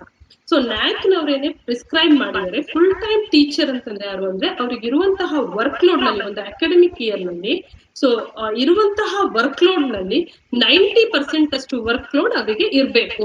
For example non practical subject ಅವ್ರಿಗಾದ್ರೆ 16 ಅವರ್ ಟೀಚಿಂಗ್ ಇರ್ಬೇಕು ಅಂತಂದ್ರೆ 16 ಅವರ್ ಅವ್ರಿಗೆ ಟೀಚಿಂಗ್ ಅವರ್ಸ್ ಇರ್ಬೇಕು. ಅಥವಾ ಪ್ರಾಕ್ಟಿಕಲ್ ಸಬ್ಜೆಕ್ಟ್ ಅವ್ರಿಗೆ 20 ಅವರ್ ಟೀಚಿಂಗ್ ಇರ್ಬೇಕು ಅಂತಂದ್ರೆ 20 ಅವರ್ ಟೀಚಿಂಗ್ ಅವ್ರು ಮಾಡ್ತಾ ಇರ್ಬೇಕು. ಸೊ ಹಾಗಿದ್ರೆ ಅವ್ರನ್ನ ಫುಲ್ ಟೈಮ್ ಅಪಾಯಿಂಟ್ ಆಗಿರ್ಬೇಕು. ಗವರ್ಮೆಂಟ್ ಅಪಾಯಿಂಟ್ ಆಗಿತ್ತು ಅಂದ್ರೆ ನಮ್ಮ GFGCs ಗಳಲ್ಲಿ ಅವ್ರನ್ನ ಫುಲ್ ಟೈಮ್ ಫ್ಯಾಕಲ್ಟೀಸ್ ಅಂತ ಕನ್ಸಿಡರ್ ಮಾಡ್ತೀವಿ. ನ್ಯಾಕಿನ SOP ನ ಓದಿ ಒಂದ್ಸತಿ ಅಂದ್ರೆ ಓದಿ ಅಂತ ನಾನು ನಿಮ್ಗೆ ಅವಾಗ್ಲೇ ಹೇಳಿದೆ. ಸೊ ಅದ್ರಲ್ಲಿ ಅವ್ರು ಕ್ಲಿಯರ್ ಕಟ್ ಕೊಟ್ಟಿದ್ದಾರೆ. ಪಾರ್ಟ್ ಟೈಮ್ ಫ್ಯಾಕಲ್ಟೀಸು, ಅಡ್ ಹಾಕ್ ಫ್ಯಾಕಲ್ಟೀಸು, ಗೆಸ್ಟ್ ಫ್ಯಾಕಲ್ಟೀಸ್ ಗಳನ್ನ ಇಲ್ಲಿ ಕನ್ಸಿಡರ್ ಮಾಡಲ್ಲ. ಕೇವಲ 90% ಫ್ಯಾಕಲ್ಟೀಸ್ ಗಳನ್ನ ಒಂದು ಅಕಾಡೆಮಿಕ್ ಇಯರ್ ನಲ್ಲಿ ವರ್ಕ್ ಯಾರು ಮಾಡಿರ್ತಾರೋ ಅವರನ್ನ ಮಾತ್ರ ಕನ್ಸಿಡರ್ ಮಾಡ್ಬೇಕು ಅಂತ ತಿಳಿಸಿದ್ದಾರೆ. ಸೊ ಈ ಒಂದು ಜನರಲ್ ಇನ್ಸ್ಟ್ರಕ್ಷನ್ ನೆನಪಲ್ಲಿ ಇಟ್ಕೊಂಡು ಸೊ ಅವ್ರು ಕೊಟ್ಟಿರುವಂತಹ ಡೇಟಾ ಟೆಂಪ್ಲೇಟ್ ಏನಿದೆ ಅದರಲ್ಲಿ ಟೋಟಲ್ ನಂಬರ್ ಆಫ್ ಸ್ಟೂಡೆಂಟ್ಸ್ ಅಂತ ಹೇಳಿದ್ದಾರೆ. ಸೊ 3 ವರ್ಷನೂ ಸಹ ಅಡ್ಮಿಷನ್ ಆಗಿರುವಂತಹ first year, second year, third year ನಲ್ಲಿ ಎಷ್ಟು ಸ್ಟೂಡೆಂಟ್ಸ್ ಅಡ್ಮಿಷನ್ ಅಥವಾ ಎನ್ರೋಲ್ ಆಗಿದ್ದಾರೆ ಆ ಸ್ಟೂಡೆಂಟ್ ನಂಬರ್ ಅನ್ನ ಇಲ್ಲಿ ಬರೀಬೇಕು. ಮತ್ತೆ total number of full time teachers ಅಂದಾಗ ನಾನು ಅವಾಗ್ಲೇ ಹೇಳಿದಂಗೆ 90% ವರ್ಕ್ ಲೋಡ್ ಇರುವಂತಹ ಫುಲ್ ಟೈಮ್ ಫ್ಯಾಕಲ್ಟೀಸ್ ನಂಬರ್ ಅನ್ನ ಇಲ್ಲಿ ಬರೀಬೇಕು. ಇದು ಒಂದು ಟೆಂಪ್ಲೇಟ್ ಫಿಲ್ ಮಾಡೋದಾದ್ರೆ. ಎರಡನೇದು ಬಂದ್ಬಿಟ್ಟು ಡಾಕ್ಯುಮೆಂಟ್ಸ್ ಅಂತ ಇದಕ್ಕೆ ಕಲೆಕ್ಟ್ ಮಾಡುವ ಸಮಯದಲ್ಲಿ ಇರುವಂತಹ ಕೆಲಸ ಅಂದ್ರೆ certified list of full time teachers with departmental affiliation in the latest completed academic year ಅಂತ. ಸೊ ಯಾರ್ಯಾರು ಫ್ಯಾಕಲ್ಟೀಸ್ ಇದ್ದಾರೆ ಅವ್ರ ಲಿಸ್ಟ್ ಅನ್ನ ರೆಡಿ ಮಾಡ್ಕೊಂಡು ಅದಕ್ಕೆ ಸೈನ್ ಸೀಲ್ ಅನ್ನ ಪ್ರಿನ್ಸಿಪಲ್ ಇಂದ ಮಾಡಿಟ್ಕೋಬೇಕಾಗಿರುತ್ತೆ. ಮತ್ತೆ list showing number of students of each programmes in the latest completed academic year. So ಎಷ್ಟು ಸ್ಟೂಡೆಂಟ್ಸ್ ಜಾಯ್ನ್ ಆಗಿದೆ ಸ್ಟೂಡೆಂಟ್ ಲಿಸ್ಟ್, ಇವೆರಡು ಡಾಕ್ಯುಮೆಂಟ್ ಅನ್ನ ರೆಡಿ ಮಾಡಿಟ್ಕೊಂಡ್ರೆ 20 ವೇಟೇಜ್ ಅನ್ನ ಪಡ್ಕೋಬಹುದು. ಸೊ ನೆಕ್ಸ್ಟ್ ಮೆಟ್ರಿಕ್ ಇದಿಷ್ಟು ಕ್ರೈಟೀರಿಯಾ ಕೀ ಇಂಡಿಕೇಟರ್ 2.2ಗೆ ಸಂಬಂಧಪಟ್ಟಿದ್ದು. ನೆಕ್ಸ್ಟ್ ಕೀ ಇಂಡಿಕೇಟರ್ 2.3 ಅಂತ ಅಂದ್ರೆ ಟೀಚಿಂಗ್ ಲರ್ನಿಂಗ್ ಪ್ರೊಸೆಸ್. ಸೊ ಈ ಟೀಚಿಂಗ್ ಲರ್ನಿಂಗ್ ಪ್ರೊಸೆಸ್ ಅಲ್ಲಿ 50 ವೇಟೇಜ್ ಇದೆ. ಸೊ ಅದರಲ್ಲಿ ಫಸ್ಟ್ ಒನ್ ಬಂದು 2.3.1. ಸೊ 2.3.1 ಒಂದು QLM ಅಂದ್ರೆ ನೀವು ರೈಟ್ ಅಪ್ ರೆಡಿ ಮಾಡುವಂತಹ ಮೆಟ್ರಿಕ್ ಆಗಿರುತ್ತೆ. ಸೊ ಇದಕ್ಕೆ 20 ವೇಟೇಜ್ ಇದೆ. ಸೊ ಇದು ಈ ಮೆಟ್ರಿಕ್ ನಲ್ಲಿ ಏನನ್ನ ಅಸೆಸ್ ಮಾಡ್ತಾರೆ ಅಂದ್ರೆ student centric methods such as experiential learning, participative learning and problem solving methodologies are used for enhancing learning experience. So ಈ ಇದ್ರಲ್ಲಿ ಒಂದು ಕನ್ಫ್ಯೂಷನ್, ಒಂದು ಇಲ್ಲಿ ಸಹ ನಾವು ಎರಡು ರೀತಿಯಾದಂತಹ ಕೆಲಸನ ಮಾಡ್ಬೇಕಾಗುತ್ತೆ. ಅದ್ರಲ್ಲಿ ಫಸ್ಟ್ ಒಂದು ಜನರಲ್ ಇನ್ಸ್ಟ್ರಕ್ಷನ್ ನೋಡೋದಾದ್ರೆ ನಾವು, so student centric method, experiential learning ಅಂತ ಹೇಳಿರೋದ್ರಿಂದ ಯತಿರಾಜು ಸರ್ ಎಕ್ಸ್ಪ್ಲೈನ್ ಮಾಡಿದ್ರಲ್ಲ, 1.4.1 ಮತ್ತೆ 1.3.2 ಮತ್ತೆ 1.3.3ಗೆ ಒಂದು ಸ್ವಲ್ಪ ಸಂಬಂಧ ಇದೆ ಇಲ್ಲಿ. ಸೊ ಇಲ್ಲಿ ಎಕ್ಸ್ಪೀರಿಯನ್ಷಿಯಲ್ ಲರ್ನಿಂಗ್ ಅಂದಾಗ 1.3 ಇಂಡಿಕೇಟರ್ 3.2 ನಲ್ಲಿ ಹೇಳಿರುವಂತಹ ಎಕ್ಸ್ಪೀರಿಯನ್ಷಿಯಲ್ ಲರ್ನಿಂಗ್ ಸಿಲೆಬಸ್ ನಲ್ಲಿ ಇರಬೇಕು. ಈಗ ಪ್ರಾಜೆಕ್ಟ್ ಮಾಡಿಸಿ ಅದಕ್ಕೆ 50 ಮಾರ್ಕ್ಸ್ ಇದೆ, ಅಥವಾ ಇಂಟರ್ನ್ಶಿಪ್ ಹೋಗ್ಬೇಕು ಅದಕ್ಕೆ 50 ಮಾರ್ಕ್ಸ್ ಇದೆ, ಫೀಲ್ಡ್ ವರ್ಕಿಗೆ ಹೋಗ್ಬೇಕು, ನೀವು ಒಂದು NGO ಹೋಗ್ಬೇಕು, ಹೋದ್ರೆ ನಿಮಗೆ 50 ಮಾರ್ಕ್ಸ್ ಇದೆ, ಹೋದ್ರೆ 50 ಮಾರ್ಕ್ಸ್ ಸಿಗೋದು ಅಂತ ಕೆರಿಕ್ಯುಲಮ್ ಅಲ್ಲಿ ಇದ್ರೆ ಮಾತ್ರ ಅದನ್ನ ಕ್ರೈಟೀರಿಯನ್ 1 ನಲ್ಲಿ ಕನ್ಸಿಡರ್ ಮಾಡ್ತಾರೆ. ಆದ್ರೆ ಇಲ್ಲಿ 2.3.1 ಅಲ್ಲಿ ಈಗ political science, BA political science subject ನವರಿಗೆ, ಅವರಿಗೆ ಗ್ರಾಮ ಪಂಚಾಯತಿಗೆ ಸ್ಟೂಡೆಂಟ್ಸ್ ನ ಕರ್ಕೊಂಡು ಹೋಗಿ ತೋರಿಸ್ಬೇಕು ಅಂತ ಏನಿಲ್ಲ, ವಿಧಾನಸೌಧಕ್ಕೆ ಕರ್ಕೊಂಡು ಹೋಗಿ ತೋರಿಸ್ಬೇಕು ಅಂತಿಲ್ಲ. ಆದ್ರೆ ಟೀಚರ್ ಟೀಚ್ ಮಾಡುವ ಸಮಯದಲ್ಲಿ ಅವರಿಗೆ ಅರ್ಥ ಆಗ್ಲಿ ಅನ್ನುವಂತಹ ಕಾರಣಕ್ಕೆ ಅವರನ್ನ ಒಂದು ಗ್ರಾಮ ಪಂಚಾಯತಿಗೆ ಯಾವುದಕ್ಕೂ ಕರ್ಕೊಂಡು ಹೋಗಿ ತೋರಿಸ್ಕೊಂಡ್ ಬಂದಿರ್ತಾರೆ, ಅಥವಾ ಯಾವುದೋ ಒಂದು ಹಿಸ್ಟಾರಿಕಲ್ ಪ್ಲೇಸ್ ಕರ್ಕೊಂಡು ಹೋಗಿರ್ತಾರೆ, ಅಥವಾ ವಿಧಾನಸೌಧ ಕರ್ಕೊಂಡು ಹೋಗಿರ್ತಾರೆ, ಅಥವಾ ಯಾವುದೋ ಬೇರೆ ಸಬ್ಜೆಕ್ಟ್ ನಲ್ಲಿ ಕೋಆಪರೇಟಿವ್ ಸೊಸೈಟಿ ಕರ್ಕೊಂಡು ಹೋಗಿರ್ತಾರೆ, ಇಂಡಸ್ಟ್ರಿಯಲ್ ವಿಸಿಟ್ ಕರ್ಕೊಂಡು ಹೋಗಿ ಬಂದಿರ್ತಾರೆ. ಅದು ಸಿಲೆಬಸ್ ನಲ್ಲಿ ಇರ್ಲಿಲ್ಲ ಅಂದ್ರೂ ನೀವು ಸ್ಟೂಡೆಂಟ್ಸ್ ಎಕ್ಸ್ಪೀರಿಯನ್ಸ್ಗೋಸ್ಕರ ಮಾಡಿರ್ತೀರಿ ಅಂತಂದಾದ್ರೆ, ಸೊ ಆ ಸಮಯದಲ್ಲಿ ನೀವು ಸಿಲೆಬಸ್ ಅಲ್ಲಿ ಇರ್ಲಿಲ್ಲ ಅಂದ್ರೂ ನೀವು ಮಾಡಿದ್ರೆ ಅಂತದ್ದನ್ನ ನೀವು ಇಲ್ಲಿ ತೋರಿಸ್ಕೋಬಹುದು. ಕೆರಿಕ್ಯುಲಮ್ ಅಲ್ಲಿ ಇಲ್ಲ, ನಾವು ಮಾಡಿದ್ವಿ ತುಂಬಾ ಯಾವುದೋ ಲಾಸ್ಟ್ ಕಾಲೇಜ್ಗೆ ಹೋಗಿದ್ವಿ, ಆಗ ಅವ್ರು ಹೇಳಿದ್ರು ಪ್ರಾಜೆಕ್ಟ್ ಮಾಡುವಂತದ್ದು ನಮಗೆ ಇಲ್ಲ ನಮ್ಮ ಸಬ್ಜೆಕ್ಟ್ ಅಲ್ಲಿ, ಆದ್ರೂ ಸ್ಟೂಡೆಂಟ್ಸ್ ಎಕ್ಸ್ಪೀರಿಯನ್ಸ್ ಆಗ್ಲಿ ಅಂತ ಒಂದು ಚಿಕ್ಕ ಮಿನಿ ಪ್ರಾಜೆಕ್ಟ್ ಗಳನ್ನ, ಮೈನರ್ ಪ್ರಾಜೆಕ್ಟ್ ಗಳನ್ನ ಕೊಟ್ಟು ಮಾಡಿಸಿದೀವಿ, ಅದನ್ನ ಎಲ್ಲಿ ಸೇರಿಸಬೇಕು ಅಂತ ಕೇಳ್ತಾ ಇದ್ರು. ಸೊ ನೀವು ಇಲ್ಲಿ ಅದನ್ನ ತೋರಿಸಬಹುದು. ಸೊ ಎಕ್ಸ್ಪೀರಿಯನ್ಷಿಯಲ್ ಲರ್ನಿಂಗ್ ಆಗಿ ನಾವು ಒಂದು ಚಿಕ್ಕ ಮಿನಿ ಪ್ರಾಜೆಕ್ಟ್ ಮಾಡಿಸಿದ್ವಿ, ಅಥವಾ ಸ್ಟೂಡೆಂಟ್ಸ್ ಅನ್ನ ಕರ್ಕೊಂಡು ಹೋಗಿ ಒಂದು ಕೋಆಪರೇಟಿವ್ ಸೊಸೈಟಿ ತೋರಿಸ್ಕೊಂಡ್ ಬಂದ್ವಿ, ಇಂಡಸ್ಟ್ರಿಯಲ್ ವಿಸಿಟ್ ಮಾಡಿಸ್ಕೊಂಡ್ ಬಂದ್ವಿ ಅಂತ ಹೇಳಿ.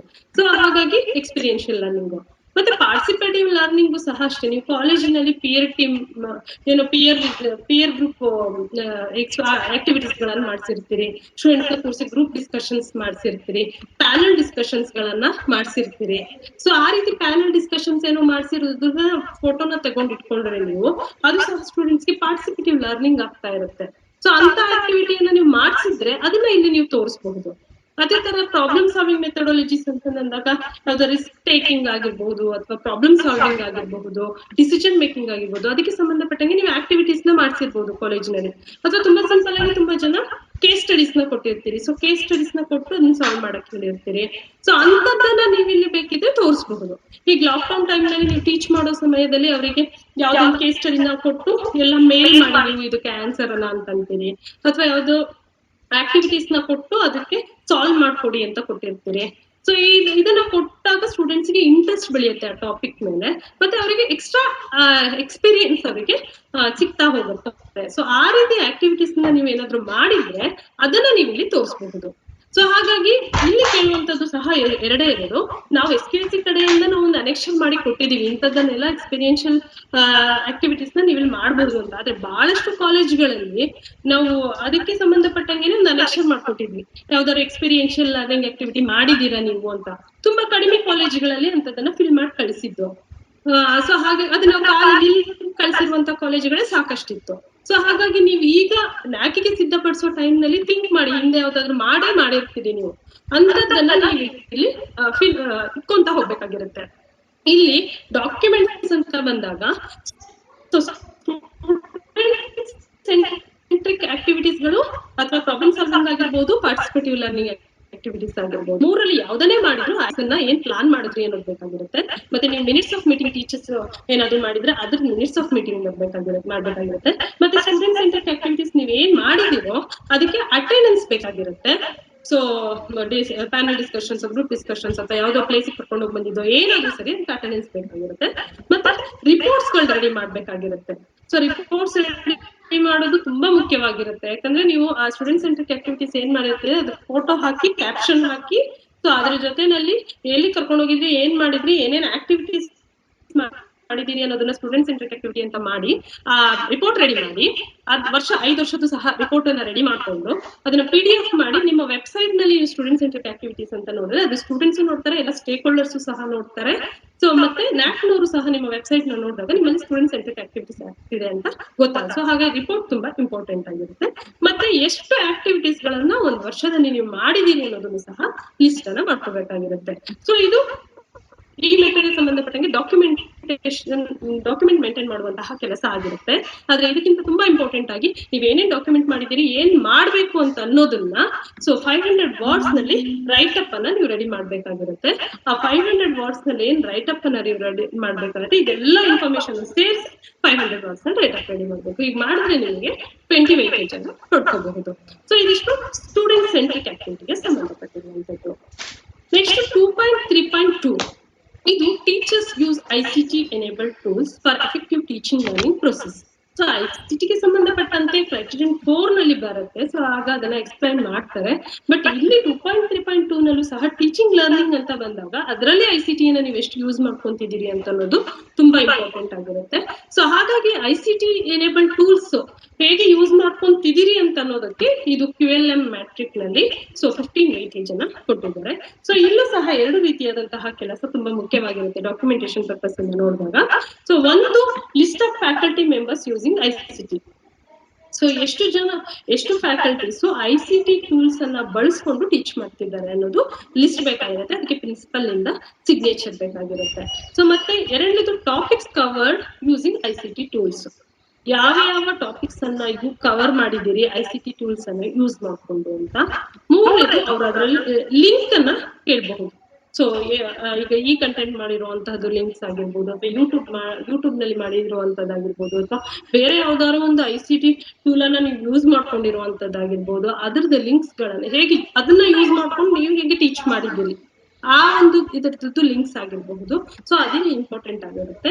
ಸೊ ಈ ಡಾಕ್ಯುಮೆಂಟ್ ಮೇಂಟೈನ್ ಮಾಡೋದಕ್ಕಿಂತ ಮುಂಚೆ ಒಂದು ಜನರಲ್ ಇನ್ಸ್ಟ್ರಕ್ಷನ್ ಏನು ಅಂತಂದ್ರೆ ICT ಅಂದ್ರೆ ಏನು ಅಂತ ತಿಳ್ಕೊಂಡಿರುವಂತದ್ದು. ಸೊ ಇಲ್ಲಿ ICT ಅಂತಂದ್ ಅಂದಾಗ ಸೊ ನೀವು ಟೀಚ್ ಮಾಡುವ ಸಮಯದಲ್ಲಿ, ಈಗ ಫಾರ್ ಎಕ್ಸಾಂಪಲ್ ಇವಾಗ ಸೋಷಿಯಾಲಜಿ ಟೀಚ್ ಮಾಡ್ತಾರೆ ಅಂತಂದ್ರೆ ಸೊ ಟ್ರೈಬಲ್ಸ್ ಬಗ್ಗೆ ಟೀಚ್ ಮಾಡ್ತಿದ್ದಾರೆ, ಅಥವಾ ಸೋಷಿಯಾಲಜಿನಲ್ಲಿ ಯಾವುದೋ ಒಂದು ಸ್ಲಮ್ ಬಗ್ಗೆ ಟೀಚ್ ಮಾಡ್ತಿದ್ದಾರೆ ಅಂತಂದ್ರೆ ಅದು ಟೀಚ್ ಮಾಡುವ ಸಮಯದಲ್ಲಿ ಸ್ಟೂಡೆಂಟ್ಸ್ಗೆ ಕಾಲೇಜಿನ ವೈಫೈ ಅಥವಾ ಇಂಟರ್ನೆಟ್ ಫೆಸಿಲಿಟಿಯನ್ನ ಯೂಸ್ ಮಾಡ್ಕೊಂಡು ಸೊ ಅಲ್ಲೇನೆ ಒಂದು ಯೂಟ್ಯೂಬ್ ನಲ್ಲೋ ಅಥವಾ ಏನೋ ಒಂದು ಇದನ್ನ ಡೌನ್ಲೋಡ್ ಮಾಡ್ಕೊಂಡು ಅಲ್ಲೇ ಸ್ಟೂಡೆಂಟ್ಸ್ಗೆ ತೋರಿಸುವಂತದ್ದು. ಸೊ ಹಾಗೆ ತೋರಿಸಿ ಆ ಸ್ಟೂಡೆಂಟ್ಸ್ಗೆ ಇಂಟರ್ನೆಟ್ ಫೆಸಿಲಿಟಿಯನ್ನ ಯೂಸ್ ಮಾಡ್ಕೊಂಡು ಟೀಚ್ ಮಾಡಿದ್ರೆ ಅದನ್ನ ನಾವು ICT ಅಂತ ತಿಳಿತೀವಿ. ಬಟ್ ತುಂಬಾ ಜನ ಕ್ವೆಶನ್ ನ ಕೇಳ್ತಾ ಇರ್ತಿದ್ರು, ಏನಂತ ಅಂದ್ರೆ ನಮ್ಮ ಮೊಬೈಲಿನ ಡೇಟಾವನ್ನ ಯೂಸ್ ಮಾಡ್ಕೊಂಡು ನಾವು ಅಲ್ಲೇ ಪ್ರೊಜೆಕ್ಟರ್ ಹಾಕೊಂಡು ತೋರಿಸ್ತೀವಿ, ಅಥವಾ ಹಾಗೆ ಸ್ಟೂಡೆಂಟ್ಸ್ ಗೆಲ್ಲ ಮೊಬೈಲ್ ನಲ್ಲಿ ತೋರಿಸ್ತೀವಿ, ಲ್ಯಾಪ್ಟಾಪ್ ನಲ್ಲಿ ತೋರಿಸ್ತೀವಿ, ಅದನ್ನ ICT ಅಂತ ಕನ್ಸಿಡರ್ ಮಾಡಬಹುದಾ ಅಂತ. ಆದ್ರೆ ಅವರು ನ್ಯಾಕ್ನವರು ಕೇಳಿರುವಂತದ್ದು ಕ್ಲಿಯರ್ ಕಟ್ ಆಗಿದೆ, ಇನ್ಸ್ಟಿಟ್ಯೂಷನ್ ಅಲ್ಲಿ ಇರುವಂತಹ ICT ಫೆಸಿಲಿಟಿ ಏನು ಅಂತ. ಸೊ ನಿಮ್ಮ ಮೊಬೈಲಿನ ಡೇಟಾ ಅಲ್ಲಿ ಕನ್ಸಿಡರ್ ಆಗಲ್ಲ. ಕಾಲೇಜ್ ನಲ್ಲಿ ಇರುವಂತಹ ಇಂಟರ್ನೆಟ್ ಫೆಸಿಲಿಟಿ, ಅಲ್ಲಿರುವಂತಹ ICT ಟೂಲ್ಸ್ ಗಳು ಅದು ಕನ್ಸಿಡರ್ ಆಗುತ್ತೆ. ಸೊ ಹಾಗಾಗಿನೇ ನಾವಿಲ್ಲಿ list of faculty members using ICT tools ಅಂತ ಅಂದಿದ್ದೀವಿ. ಸೊ ಅದ್ರಲ್ಲಿ ನೀವು ಮುಖ್ಯವಾಗಿ ICT ಅಂದ್ರೆ ಏನು ಅಂತ ತಿಳ್ಕೊಳ್ಳೋದ್ರ ಜೊತೆನಲ್ಲಿ ನೀವೇನಾದ್ರೂ ಯೂಸ್ ಮಾಡಿದ್ರೆ ಟೀಚ್ ಮಾಡುವ ಸಮಯದಲ್ಲಿ ತೆಗೆದಿರುವಂತಹ ಫೋಟೋಸ್ ಗಳನ್ನ ಇಟ್ಕೊಂಡಿರಿ. ಸೊ ಯೂಟ್ಯೂಬ್ ನಲ್ಲಿ ಏನೋ ತೋರಿಸ್ತಾ ಇರ್ತೀರಿ ಅಥವಾ ಏನೋ ICT ಯೂಸ್ ಮಾಡ್ಕೊಂಡು ಟೀಚ್ ಮಾಡ್ತಿರ್ತೀರಿ ಅಂತಂದ್ರೆ ಆ ಒಂದು ಫೋಟೋವನ್ನ ತಗೊಂಡು ಇಟ್ಕೊಬೇಕಾಗಿರುತ್ತೆ. ಸೊ ಅದನ್ನು ಸಹ ನಿಮ್ಗೆ ಇಲ್ಲಿ ಡಾಕ್ಯುಮೆಂಟ್ ಆಗಿ ಆಗುತ್ತೆ. ಸೊ ಹಾಗೆ ಇದನ್ನ ಏನ್ ಬಳಸ್ತಾ ಇರ್ತೀರಿ, ಈ ಡಾಕ್ಯುಮೆಂಟ್ ಏನಿರುತ್ತೆ ಇದ್ರ ಬೇಸ್ ಮೇಲೆ 500 ವರ್ಡ್ಸ್ ನಲ್ಲಿ ನೀವು ಡಾಕ್ಯುಮೆಂಟ್ ಅನ್ನ ರೆಡಿ ಮಾಡಿ ರೈಟ್ ಅಪ್ ಅನ್ನ ರೆಡಿ ಮಾಡಿ ನೀವು ತಿಳಿಸ್ಬೇಕಾಗಿರುತ್ತೆ. ಈ ಒಂದು 500 ವರ್ಡ್ಸ್ ಬೇಸ್ ಮೇಲೆ ನಿಮ್ಮ ಕಾಲೇಜಿನಲ್ಲಿ ಯಾವ ರೀತಿನಲ್ಲಿ ICT ಯೂಸ್ ಮಾಡ್ಕೊಂತಿದ್ದೀರಿ ಅನ್ನೋದನ್ನ ಅವ್ರು ಅರ್ಥ ಮಾಡ್ಕೊಂತಾರೆ. PR ಟೀಮ್ ವಿಸಿಟ್ ಬಂದಾಗ ಈ ಎಲ್ಲ ಡಾಕ್ಯುಮೆಂಟ್ಸ್ ಗಳನ್ನು ಸಹ ಅವರು ಚೆಕ್ ಮಾಡ್ತಾರೆ. ಸೊ ಹೀಗೆ ಮಾಡಿದ್ರೆ 15 ವೇಟೇಜ್ ಕೊಡ್ಕೋಬಹುದು. ಸೊ ನೆಕ್ಸ್ಟ್ ಮೆಟ್ರಿಕ್ ಬಂದ್ಬಿಟ್ಟು 2.3.3. ಸೊ ಇದ್ರಲ್ಲಿ ಬಂತು ratio of mentor to students for economic and other related issues ಅಂತ ಕೇಳಿದ್ದಾರೆ. ಸೊ ಇದು ನಾನು ಅವಾಗ ಹೇಳಿದ ಹಾಗೇನೆ ಲೇಟೆಸ್ಟ್ ಕಂಪ್ಲೀಟೆಡ್ ಇನ್ಫಾರ್ಮೇಶನ್ ಕೊಡುವಂತದ್ರಲ್ಲಿ ಇದು ಎರಡನೇದು. ಸೊ ಇದರಲ್ಲಿ ಕಳೆದ 5 ವರ್ಷದಕ್ಕಿಂತ ಕಳೆದ ಲಾಸ್ಟ್ 1 ವರ್ಷದ್ದು ಏನಿದೆ ಇನ್ಫಾರ್ಮೇಶನ್ ಅದನ್ನ ಅವರು ಚೆಕ್ ಮಾಡ್ತಾರೆ. ಸೊ ಇದ್ರಲ್ಲಿ ಏನು ಅಂತಂದ್ರೆ ಮುಖ್ಯವಾಗಿ ನೋಡ್ಬೇಕಾಗಿರುವಂತದ್ದು. ಸೊ ಒಂದು ಲೇಟೆಸ್ಟ್ ಕಂಪ್ಲೀಟೆಡ್ ಇಯರ್ ಡೇಟಾ ಕೊಡ್ಬೇಕಾಗಿರುವಂತದ್ದು. ಎರಡನೇದು ಅವರು SOP ನಲ್ಲಿ ಕ್ಲಿಯರ್ ಕಟ್ ಆಗಿ ಕೊಟ್ಟಿದ್ದಾರೆ, only full time faculties can be considered ಅಂತ. ಸೊ ಯಾರು ಫುಲ್ ಟೈಮ್ ಫ್ಯಾಕಲ್ಟೀಸ್ ಇದ್ದಾರೆ ಅವರನ್ನ ಮಾತ್ರ ಕನ್ಸಿಡರ್ ಮಾಡ್ತಾರೆ ಅಂತ. ಮತ್ತೆ ಬರೀ ಮೆಂಟೋರು ಮೆಂಟಿ ಲಿಸ್ಟ್ ಕೊಟ್ರೆ ಸಾಕಾಗೋದಿಲ್ಲ ಅಂತ ಅವ್ರು ಕ್ಲಿಯರ್ ಕಟ್ ಆಗಿ SOP ನಲ್ಲಿ ಬರ್ದಿದ್ದಾರೆ. ಸೊ ತುಂಬಾ ಕಾಲೇಜಿನಲ್ಲಿ ಏನ್ ಮಾಡ್ತಾರೆ, ಮೆಂಟರ್ ಮೆಂಟಿ ಕೇಳಿದ್ದಾರೆ, ಇವ್ರು ಮೆಂಟರ್ ಮತ್ತೆ ಮೆಂಟಿ ಆ ಲಿಸ್ಟ್ ಅನ್ನ ರೆಡಿ ಮಾಡಿ ಪ್ರಿನ್ಸಿಪಲ್ ಇಂದ ಸೈನ್ ಮಾಡಿ ಕೊಡ್ತಾರೆ. ಸೊ ಅದಷ್ಟೇ ಸಾಕಾಗೋದಿಲ್ಲ ಅಂತ SOP ನಲ್ಲಿ ಕ್ಲಿಯರ್ ಕಟ್ ಆಗಿ ಹೇಳಿದ್ದಾರೆ ಅವರು. ಸೊ ಹಾಗಾದ್ರೆ ಏನ್ ಮಾಡ್ಬೇಕಾಗತ್ತೆ ಅಂತ. ಸೊ ಇದು QNM ಮ್ಯಾಟ್ರಿಕ್ ಆಗಿರೋದ್ರಿಂದ, ಸೊ ಈ QNM ಮ್ಯಾಟ್ರಿಕ್ ಗೆ 15 ವೇಟೇಜ್ ಅನ್ನ ನಾವು ಪಡ್ಕೊಬೇಕಂತಂದ್ರೆ ಸೊ 3 ಡಾಕ್ಯುಮೆಂಟ್ಗಳು ತುಂಬಾ ಇಂಪಾರ್ಟೆಂಟ್ ಆಗ್ತದೆ. ಸೊ ಆ 3 ಡಾಕ್ಯುಮೆಂಟ್ ಯಾವುದು ಅಂತಂದ್ರೆ, ಒಂದು ಸರ್ಕ್ಯುಲರ್ ಮೆಂಟರ್ ಮೆಂಟಿ ಇರಬೇಕು. ಸೊ ಆ ಮೆಂಟರ್ ಮೆಂಟಿಗೆ ಏನೇನ್ ಕೆಲಸಗಳನ್ನ ಮಾಡ್ಬೇಕು ಅಂತ ಅನ್ನೋದ್ರದ್ದು ಒಂದು ಸರ್ಕ್ಯುಲರ್ ಹಾಕ್ಬೇಕಾಗಿರುತ್ತೆ ಕಾಲೇಜಿನಲ್ಲಿ.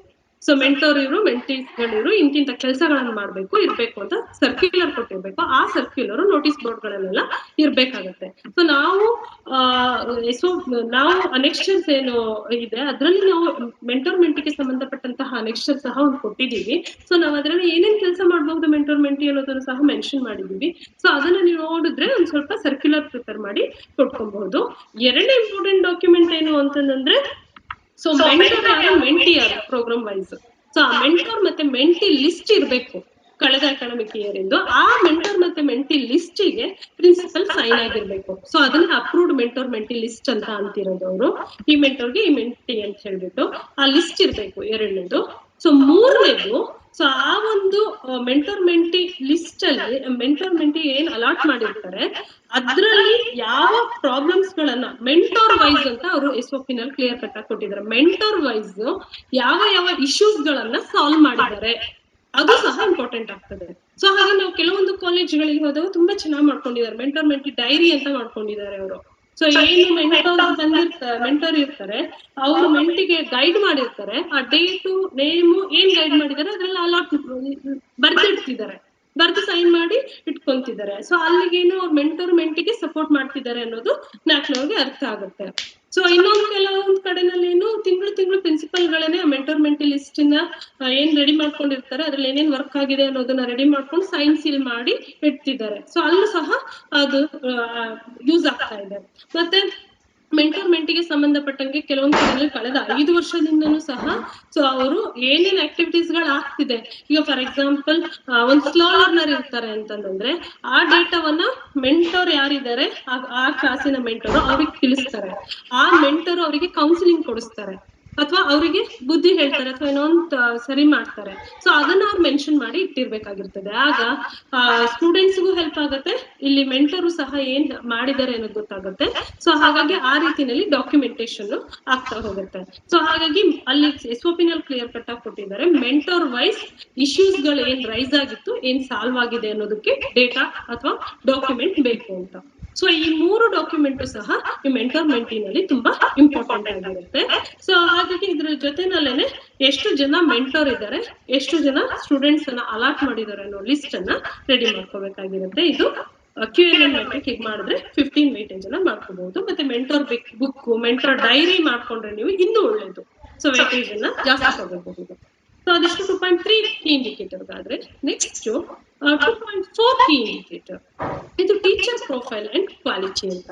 ಸೊ ಇದು ಟೀಚರ್ಸ್ ಪ್ರೊಫೈಲ್ ಹೇಗಿದೆ, ಕ್ವಾಲಿಟಿ ಹೇಗಿದೆ ಅನ್ನೋದನ್ನ 60 ವೇಟೇಜ್ ನಲ್ಲಿ ಅವರು ಈ ಇಂಡಿಕೇಟರ್ ಅನ್ನ ಅಸೆಸ್ ಮಾಡ್ಕೊಂತಾರೆ. ಸೊ ಅದ್ರ first one 2.4.1 average percentage of full-time teachers against sanction post during the last 5 years. So ಕಳೆದ 5 ವರ್ಷದಲ್ಲಿ ಸೊ ಎಷ್ಟು ಸ್ಯಾಂಕ್ಷನ್ ಪೋಸ್ಟ್ ಗಳಿದೆ, ಅದಕ್ಕೆ ಎಷ್ಟು ಜನ ಫುಲ್ ಟೈಮ್ ಫ್ಯಾಕಲ್ಟೀಸ್ ಇದ್ದಾರೆ ಅಂತ ಅನ್ನೋದನ್ನ ಇಲ್ಲಿ ಚೆಕ್ ಮಾಡ್ತಾರೆ. ಇದು QNM ಮ್ಯಾಟ್ರಿಕ್ ಆಗಿರುತ್ತೆ. ಈ QNM ಮ್ಯಾಟ್ರಿಕ್ ನಲ್ಲಿ ಒಟ್ಟು 20 ವೇಟೇಜ್ ಅನ್ನ ಅವರು ಅಲಾಟ್ ಮಾಡಿದ್ದಾರೆ. ಸೊ ಇದು QNM ಆಗಿರೋದ್ರಿಂದ ಅವ್ರು ಕೊಟ್ಟಿರುವಂತಹ ಟೆಂಪ್ಲೇಟ್ ಅನ್ನ ಫುಲ್ಫಿಲ್ ಮಾಡ್ಕೊಂತ ಹೋಗ್ಬೇಕಾಗಿರುತ್ತೆ. ಸೊ ಅದರಲ್ಲಿ ಫುಲ್ ಟೈಮ್ ಟೀಚರ್ ಅಂತಂದ್ರೆ ನಾನು ಅವಾಗ್ಲೇ ಹೇಳ್ದಂಗೆ 90% ಆಫ್ ವರ್ಕ್ ಲೋಡ್ ಇರ್ಲೇಬೇಕಾಗತ್ತೆ ಅಂತ. ಸೊ 90% ಆಫ್ ವರ್ಕ್ ಲೋಡ್ ಇರುವಂತಹ ಫುಲ್ ಟೈಮ್ ಟೀಚರ್ಸ್ ಇಂದು ಸೊ ಇಲ್ಲಿ ಅದ್ರದ್ದೊಂದು ಇನ್ಫಾರ್ಮೇಶನ್ ಬೇಕಾಗಿರುತ್ತೆ. ಸೊ ತುಂಬಾ ಮುಖ್ಯವಾಗಿ ಎಷ್ಟು ಸ್ಯಾಂಕ್ಷನ್ ಪೋಸ್ಟ್ ಇದೆ ಅಂತ. ಸೊ ನೀವು ಫಾರ್ ಎಕ್ಸಾಂಪಲ್ ಇವಾಗ ಎಕನಾಮಿಕ್ಸ್ ಅಂತಂದ್ರೆ ಎಕನಾಮಿಕ್ಸ್ ವರ್ಕ್ ಲೋಡಿಗೆ ಸಂಬಂಧಪಟ್ಟಂಗೆ ಎಷ್ಟು ಸ್ಯಾಂಕ್ಷನ್ ಪೋಸ್ಟ್ ಇದೆ, ಎಷ್ಟು ಜನ ಫುಲ್ ಟೈಮ್ ಫ್ಯಾಕಲ್ಟೀಸ್ ಇದ್ದಾರೆ, ಆ ಡೇಟಾವನ್ನ ಇಲ್ಲಿ ಅದ್ರ ಜೊತೆನಲ್ಲಿ ಅವ್ರು ಕೊಟ್ಟಿರುವಂತಹ ಎಕ್ಸ್ಟ್ರಾ ಏನು ಡೀಟೇಲ್ಸ್ ಕೇಳಿದರೆ ಅದನ್ನೆಲ್ಲ ಫುಲ್ಫಿಲ್ ಮಾಡ್ಕೊಂತ ಹೋಗ್ಬೇಕಾಗಿರುತ್ತೆ. ಸೊ ಇದು ಟೆಂಪ್ಲೇಟ್ ಅನ್ನ ಫಿಲ್ ಮಾಡೋದು ಒಂದ್ ಕಡೆ ಕೆಲಸ ಆದ್ರೆ, ಎರಡನೇದು ಡಾಕ್ಯುಮೆಂಟ್ಸ್ ಅಂತಂದಾಗ ಫುಲ್ ಟೈಮ್ ಫ್ಯಾಕಲ್ಟೀಸ್ ಯಾರಿದ್ದಾರೆ, ಆ ಸ್ಯಾಂಕ್ಷನ್ ಪೋಸ್ಟ್ ಏನಿದೆ ಅದಕ್ಕೆ ಸಂಬಂಧಪಟ್ಟಂತಹ ಡಾಕ್ಯುಮೆಂಟ್, ಮತ್ತೆ ಎಷ್ಟು ಜನ ಫುಲ್ ಟೈಮ್ ಫ್ಯಾಕಲ್ಟೀಸ್ ಇದ್ದಾರೆ ಅವರ ಅಪಾಯಿಂಟ್ಮೆಂಟ್ ಆರ್ಡರ್ಸ್ಗಳು, ಅಥವಾ ಅವ್ರು ಬೇರೆ ಕಾಲೇಜಿಂದ ಟ್ರಾನ್ಸ್ಫರ್ ಆಗಿ ಬಂದಿದ್ರೆ ಆ ಟ್ರಾನ್ಸ್ಫರ್ ಲೆಟರ್ ಆಗಿರಬಹುದು. ಸೊ ಅದನ್ನ ನೀವು ಸಪೋರ್ಟಿವ್ ಡಾಕ್ಯುಮೆಂಟ್ ಆಗಿ ಇಟ್ಕೋಬೇಕಾಗಿರುತ್ತೆ. ಸೊ ಹಾಗಾಗಿ ಈ 2 ಡಾಕ್ಯುಮೆಂಟ್ಗಳು ಮತ್ತೆ ಕೊಟ್ಟಿರುವಂತಹ ಟೆಂಪ್ಲೇಟ್ ಗಳನ್ನ ಫಿಲ್ ಮಾಡಿದ್ರೆ ಸೊ ಅದಕ್ಕೆ 20 ವೇಟೇಜ್ ಅನ್ನ ಇಟ್ಟಿದ್ದಾರೆ. So next 2.4.2. ಸೊ ಇದು average percentage of full time teachers with PhD and other highest ಡಿಗ್ರೀಸ್ಗಳು. ಸೊ ಇದು ಸಹ QNM ಮ್ಯಾಟ್ರಿಕ್ ಆಗಿರೋದ್ರಿಂದ ನ್ಯಾಕ್ನವರೇನೆ ಒಂದು ಟೆಂಪ್ಲೇಟ್ ಅನ್ನ ಕೊಟ್ಟಿದ್ದಾರೆ. ಸೊ ಅದರಲ್ಲಿ 20 ವೇಟೇಜ್ ಇದಕ್ಕೆ ಅಲಾಟ್ ಮಾಡಿದ್ದಾರೆ. ಸೊ ಇದ್ರಲ್ಲಿ ಒಂದು ಮುಖ್ಯವಾಗಿ ನೋಡ್ಬೇಕಾಗಿರೋದು ಅಂತಂದ್ರೆ, ಅವ್ರು ನ್ಯಾಕ್ನವರು ಕ್ಲಿಯರ್ ಕಟ್ ಆಗಿ ಕೊಟ್ಟಿದ್ದಾರೆ. ಇದರಲ್ಲಿ ಫುಲ್ ಟೈಮ್ ಟೀಚರ್ಸ್ ಯಾರಿದ್ದಾರೆ ಅವ್ರಿಗೆ ಮಾತ್ರ ಡಿಗ್ರಿಯನ್ನ PhD ತಗೊಂಡಿರ್ಬೋದು ಅಥವಾ ಬೇರೆ ಏನೇ ತಗೊಂಡಿರ್ಬೋದು ಹೈಯೆಸ್ಟ್ ಡಿಗ್ರಿ, ಅವ್ರನ್ನ ಮಾತ್ರ ಕನ್ಸಿಡರ್ ಮಾಡ್ಬೇಕಾಗತ್ತೆ ಅಂತ. ಮತ್ತೆ ಎಷ್ಟು ಅವ್ರೇನ್ ಟೆಂಪ್ಲೇಟ್ ಅನ್ನು ಕೊಟ್ಟಿದಾರೋ ಅದರಲ್ಲಿ ಫುಲ್ ಡೀಟೇಲ್ಸ್ ಅನ್ನ ಫುಲ್ ಮಾಡ್ತಾ ಹೋಗ್ಬೇಕಾಗಿರುತ್ತೆ.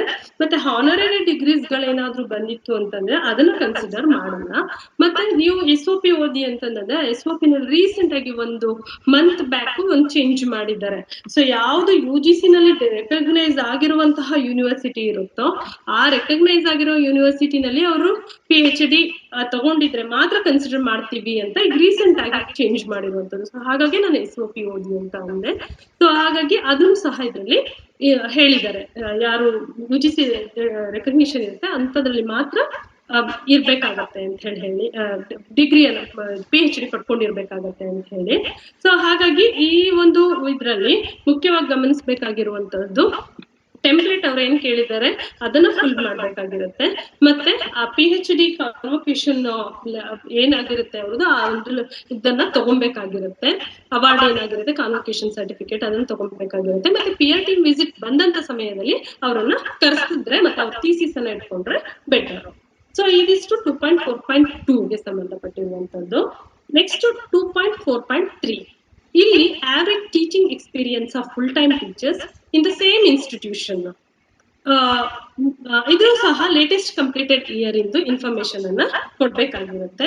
ಸೊ ಈ ಲೇಟೆಸ್ಟ್ ಕಂಪ್ಲೀಟೆಡ್ ಇಯರ್ ಇನ್ಫಾರ್ಮೇಶನ್ ಕೊಡುವಂತ ಸಮಯದಲ್ಲಿ QNM ಮ್ಯಾಟ್ರಿಕ್ ಆಗಿರೋದು 20 ವೇಟೇಜ್ ಇದೆ. ಸೊ ಇದು 2.4.1 ನಲ್ಲಿ ಏನ್ ಟೆಂಪ್ಲೇಟ್ ಇತ್ತು ಅದು ಮತ್ತೆ ಇದು ಎರಡೂ ಒಂದೇ ಆಗಿರುತ್ತೆ. ಸೊ ಈ ಒಂದು full time teachers in the same institution ಅಂದಾಗ, ಈಗ ನನಗೆ ಕಳೆದ ಒಂದು 30 ವರ್ಷದಿಂದ ಎಕ್ಸ್ಪೀರಿಯನ್ಸ್ ಇದೆ, ನಾನು ಫುಲ್ ಟೈಮ್ ಟೀಚರ್ ಆಗಿ 30 ವರ್ಷದ ಎಕ್ಸ್ಪೀರಿಯನ್ಸ್ ಇದೆ ಅಂದ್ರೆ ಈ ಕಾಲೇಜಿಗೆ ಬಂದು ಎಷ್ಟು ವರ್ಷ ಆಯ್ತು ಅದನ್ನ ಮಾತ್ರ ಕನ್ಸಿಡರ್ ಮಾಡ್ತಾರೆ.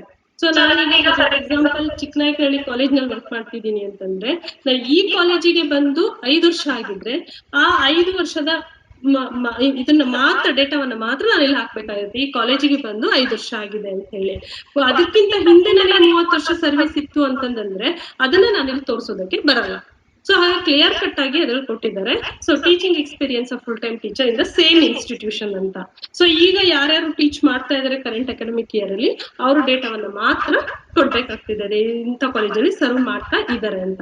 ಬಟ್ ಈಗ SOP ನಲ್ಲಿ ಒಂದು ಪಾಯಿಂಟ್ ಅನ್ನ ಆಡ್ ಮಾಡಿದ್ದಾರೆ, 1 ವರ್ಷಕ್ಕಿಂತ ಕಡಿಮೆ ಇದ್ರೆ ಅದನ್ನ ಕನ್ಸಿಡರ್ ಮಾಡಲ್ಲ. ನನಗೆ ಇನ್ಸ್ಟಿಟ್ಯೂಷನ್ ಬಂದು 6 ತಿಂಗಳು ಆಗಿದೆ ಅಂದ್ರೆ ಅದನ್ನೇ ನಾವಿಲ್ಲಿ ಮೆನ್ಷನ್ ಮಾಡೋದು ಬೇಡ. 1 ವರ್ಷ ಆಗಿದೆ ಅಂತಂದ್ರೆ 1 ವರ್ಷ ಆಗಿದೆ, 2 ವರ್ಷ ಆಗಿದೆ, 3 ವರ್ಷ ಆಗಿದೆ ಅನ್ನೋದನ್ನ ನಾವಿಲ್ಲಿ ಬರೀಬೇಕಾಗತ್ತೆ. ಸೊ ಹಾಗೆ 2.4.1 ಮತ್ತೆ 2.4.3 ಎರಡಕ್ಕೂ ಸೇರಿ ಒಂದೇ ಟೆಂಪ್ಲೇಟ್ ಕೊಟ್ಟಿದ್ದಾರೆ. ಇದನ್ನ ನಾವಿಲ್ಲಿ ಫಿಲ್ ಮಾಡ್ಬೇಕಾಗಿರುತ್ತೆ. ಸಪೋರ್ಟಿವ್ ಡಾಕ್ಯುಮೆಂಟ್ ಅಂತ ಹೇಳಿ ಅಪಾಯಿಂಟ್ಮೆಂಟ್ ಆರ್ಡರ್ಸ್ ಗಳನ್ನ ನಾವಿಲ್ಲಿ ತೋರಿಸ್ಬೇಕಾಗತ್ತೆ. ನೆಕ್ಸ್ಟ್ 2.4 ಕೀ ಇಂಡಿಕೇಟರ್ ನಲ್ಲಿ ಟೀಚರ್ಸ್ ಪ್ರೊಫೈಲ್ ಅನ್ನ ನೋಡ್ತೀವಿ ಒಟ್ಟು 60 ವೇಟೇಜಿಗೆ. ಈಗ ನೆಕ್ಸ್ಟ್ ಕೀ ಇಂಡಿಕೇಟರ್ 2.5. ಇದರಲ್ಲಿ ಇವ್ಯಾಲ್ಯೂಯೇಷನ್ ಪ್ರೊಸೆಸ್ ಇನ್ ರಿಫಾರ್ಮ್ ಅಂತ ಇದು 30 ವೇಟೇಜ್ ಇದೆ. ಸೊ ಈ ಇವ್ಯಾಲ್ಯೂಯೇಷನ್ ಪ್ರೊಸೆಸ್ ಅಂದಾಗ ಅದರಲ್ಲಿ ಮುಖ್ಯವಾಗಿ 2.5.1 2.5.1 ನಲ್ಲಿ mechanism of internal assessment is transparent and robust in terms off frequency and mode ಅಂತ ಕೇಳಿದ್ದಾರೆ. ಇದು QLM ಮ್ಯಾಟ್ರಿಕ್ ಆಗಿದೆ. ಸೊ ಇದಕ್ಕೆ 15 ವೇಟೇಜ್ ಇದೆ. ಸೊ ಇಲ್ಲಿ ನಾವು ಮುಖ್ಯವಾಗಿ ಮಾಡ್ಬೇಕಾಗಿರುವಂತಹ ಎರಡು ಕೆಲಸ. ಸೊ ಇದು ಆಲ್ಮೋಸ್ಟ್ ನಾವು ಇಂಟರ್ನಲ್ ಅಸೆಸ್ಮೆಂಟ್ ಮಾಡಿರ್ತೀವಿ. ಸೊ ಈ ಇಂಟರ್ನಲ್ ಅಸೆಸ್ಮೆಂಟ್ ಏನ್ ಮಾಡಿರ್ತೀವಿ, ಇದಕ್ಕೆ ಬೇಕಾದಂತಹ ಡಾಕ್ಯುಮೆಂಟ್ಸ್ ಗಳನ್ನ ಇಟ್ಕೊಳ್ಳೋದು ಒಂದ್ ಕಡೆ ಆಗಿರುತ್ತೆ. ಸೊ ಆ ಡಾಕ್ಯುಮೆಂಟ್ಸ್ ಅಂತ ಅಂದಾಗ ನಾವಿಲ್ಲಿ ಇಂಟರ್ನಲ್ ಅಸೆಸ್ಮೆಂಟ್ ಸರ್ಕ್ಯುಲರ್ಸ್ ಗಳನ್ನ ಇಟ್ಕೋಬೇಕಾಗುತ್ತೆ. ಎಲ್ಲಕ್ಕಿಂತ ಹೆಚ್ಚಾಗಿ ಫಸ್ಟ್ ಒಂದು ಕ್ಯಾಲೆಂಡರ್ ಆಫ್ ಇವೆಂಟ್ ನಲ್ಲಿ ನಾವು ಅದನ್ನ ಹಾಕಿರ್ತೀವಿ. ಸೊ ಇಂಟರ್ನಲ್ ಅಸೆಸ್ಮೆಂಟ್ ಇಷ್ಟು ಕ್ಲಾಸ್ಗಳಿಂದ ಡೇಟಿಗೆ ಮುಗಿಯುತ್ತೆ, unit test internal assessment first ಈ ಟೈಮಿಗೆ ಇರುತ್ತೆ, ಇಂಟರ್ನಲ್ ಅಸೆಸ್ಮೆಂಟ್ ಇಂಥ ಡೇಟ್ ಒಳಗಡೆ ಇರುತ್ತೆ ಅಂತ ಟೆಂಟೇಟಿವ್ ಆಗಿ ಹಾಕಿರ್ತೀವಿ. ಸೊ ಫಸ್ಟ್ ಒಂದು ಕ್ಯಾಲೆಂಡರ್ ಆಫ್ ಇವೆಂಟ್ ಇಟ್ಕೋಬೇಕಾಗಿರುತ್ತೆ. ಎರಡನೇದು internal assessment circulars. So test ಗಳನ್ನ ಇಂಥ ಡೇಟಿಗೆ ಮಾಡ್ತೀವಿ ನಾವು ಅಂತ ಹೇಳಿ ಸರ್ಕ್ಯುಲರ್ಸ್ ಮಾಡಿ ನೋಟ್ಸ್ ಬೋರ್ಡ್ ಹಾಕಿರ್ತೀರೋ ಆ ಒಂದು ಸರ್ಕ್ಯುಲರ್ಸ್ ಗಳನ್ನ ಇಟ್ಕೋಬೇಕಾಗಿರುತ್ತೆ. ಮತ್ತೆ ನೀವು ಬ್ರೇಕಪ್ಸ್ ಯಾವ ರೀತಿ ಮಾಡಿರ್ತೀರಿ ಅಂತ, ಸ್ಟೂಡೆಂಟ್ಸ್ ಗೆ ಬ್ರೇಕಪ್ಸ್ ಗಳು. ಸೊ ಬರೀ ಟೆಸ್ಟೇ ಕೊಡ್ತೀರಾ, ಬರೀ ಅಸೈನ್ಮೆಂಟ್ ಕೊಡ್ತೀರಾ, ಬರೀ ಪ್ರೆಸೆಂಟೇಶನ್ ಮಾಡಿಸ್ತೀರಾ, ಅಥವಾ ಬೇರೆ ಚಿಕ್ಕ ಆಕ್ಟಿವಿಟೀಸ್ ನ ಕೊಟ್ಟು ಅದ್ರ ಮೂಲಕ ಅವ್ರನ್ನ ಅಸೆಸ್ ಮಾಡ್ತೀರಾ. ಸೊ ಯಾವ ರೀತಿ ಬ್ರೇಕಪ್ಸ್ ನ ಮಾಡಿದ್ರೆ ಅದ್ರದ್ದು ಡಾಕ್ಯುಮೆಂಟ್. ಈಗ ಟೆಸ್ಟ್ ಕೊಟ್ಟಿದ್ರೆ ಕ್ವಶನ್ ಪೇಪರ್ಸ್ ಗಳು, ಅಸೈನ್ಮೆಂಟ್ ಕೊಟ್ಟಿದ್ರೆ ಅಸೈನ್ಮೆಂಟ್ ಟಾಪಿಕ್ಸ್ ಯಾವ ಸ್ಟೂಡೆಂಟ್ಸ್ ಕೊಟ್ಟಿದ್ದೀರಿ ಆ ಅಸೈನ್ಮೆಂಟ್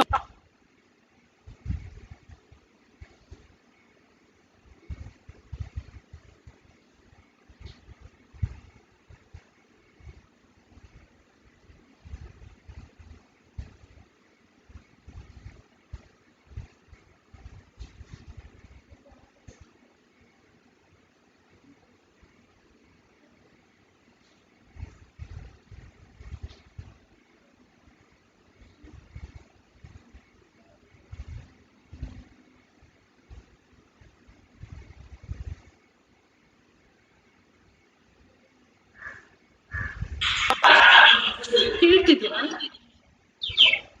ಕೇಳ್ತಿದ್ಯಾ ಸರ್, ಕೇಳ್ತಿದ್ಯಾ?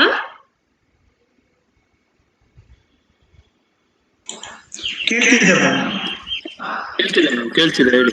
ಕೇಳ್ತಿದೆ.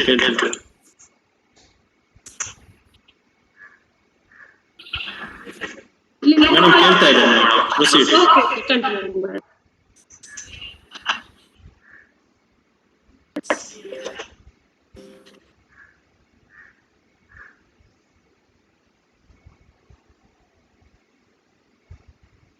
ಸರ್ ಕೇಳ್ತಾ ಇದ್ದೀರಾ ಸರ್?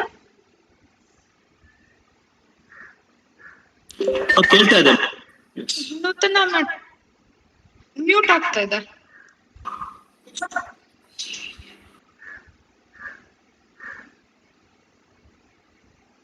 ನೂತನ ಮ್ಯೂಟ್ ಅಲ್ಲಿ ಇದ್ದೀರಾ ನೋಡಿ. ಇಲ್ಲ,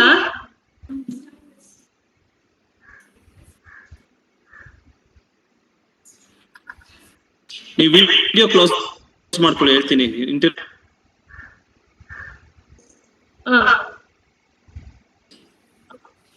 ರೈಟ್, ಕಂಟಿನ್ಯೂ ಮಾಡಿ.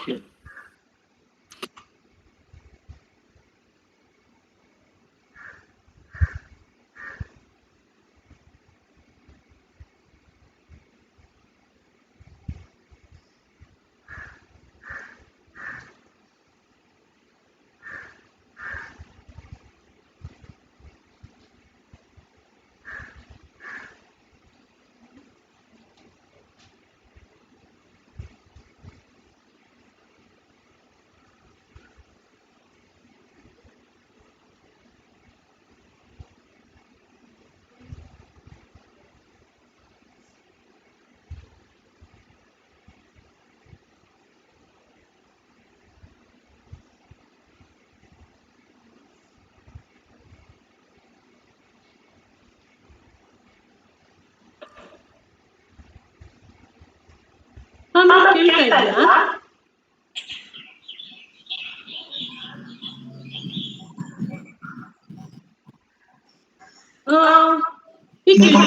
ಕೇಳ್ತಾ ಇದೆ ಮ್ಯಾಮ್, ಕಂಟಿನ್ಯೂ ಮಾಡಿ ma'am.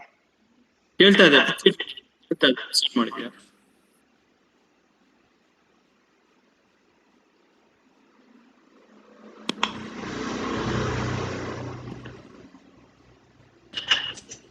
Nutana ma'am, your voice is audible.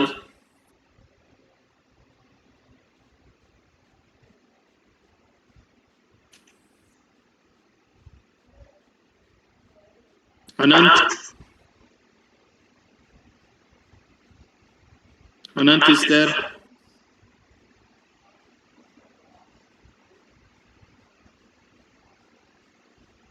Anant Kumar.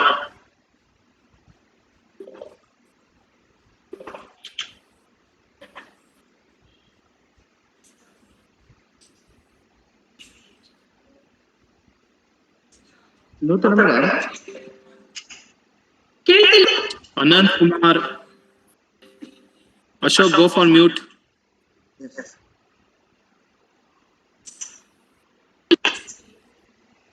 Sir ಕೇಳ್ತಿದೆ ಅಲ್ವಾ?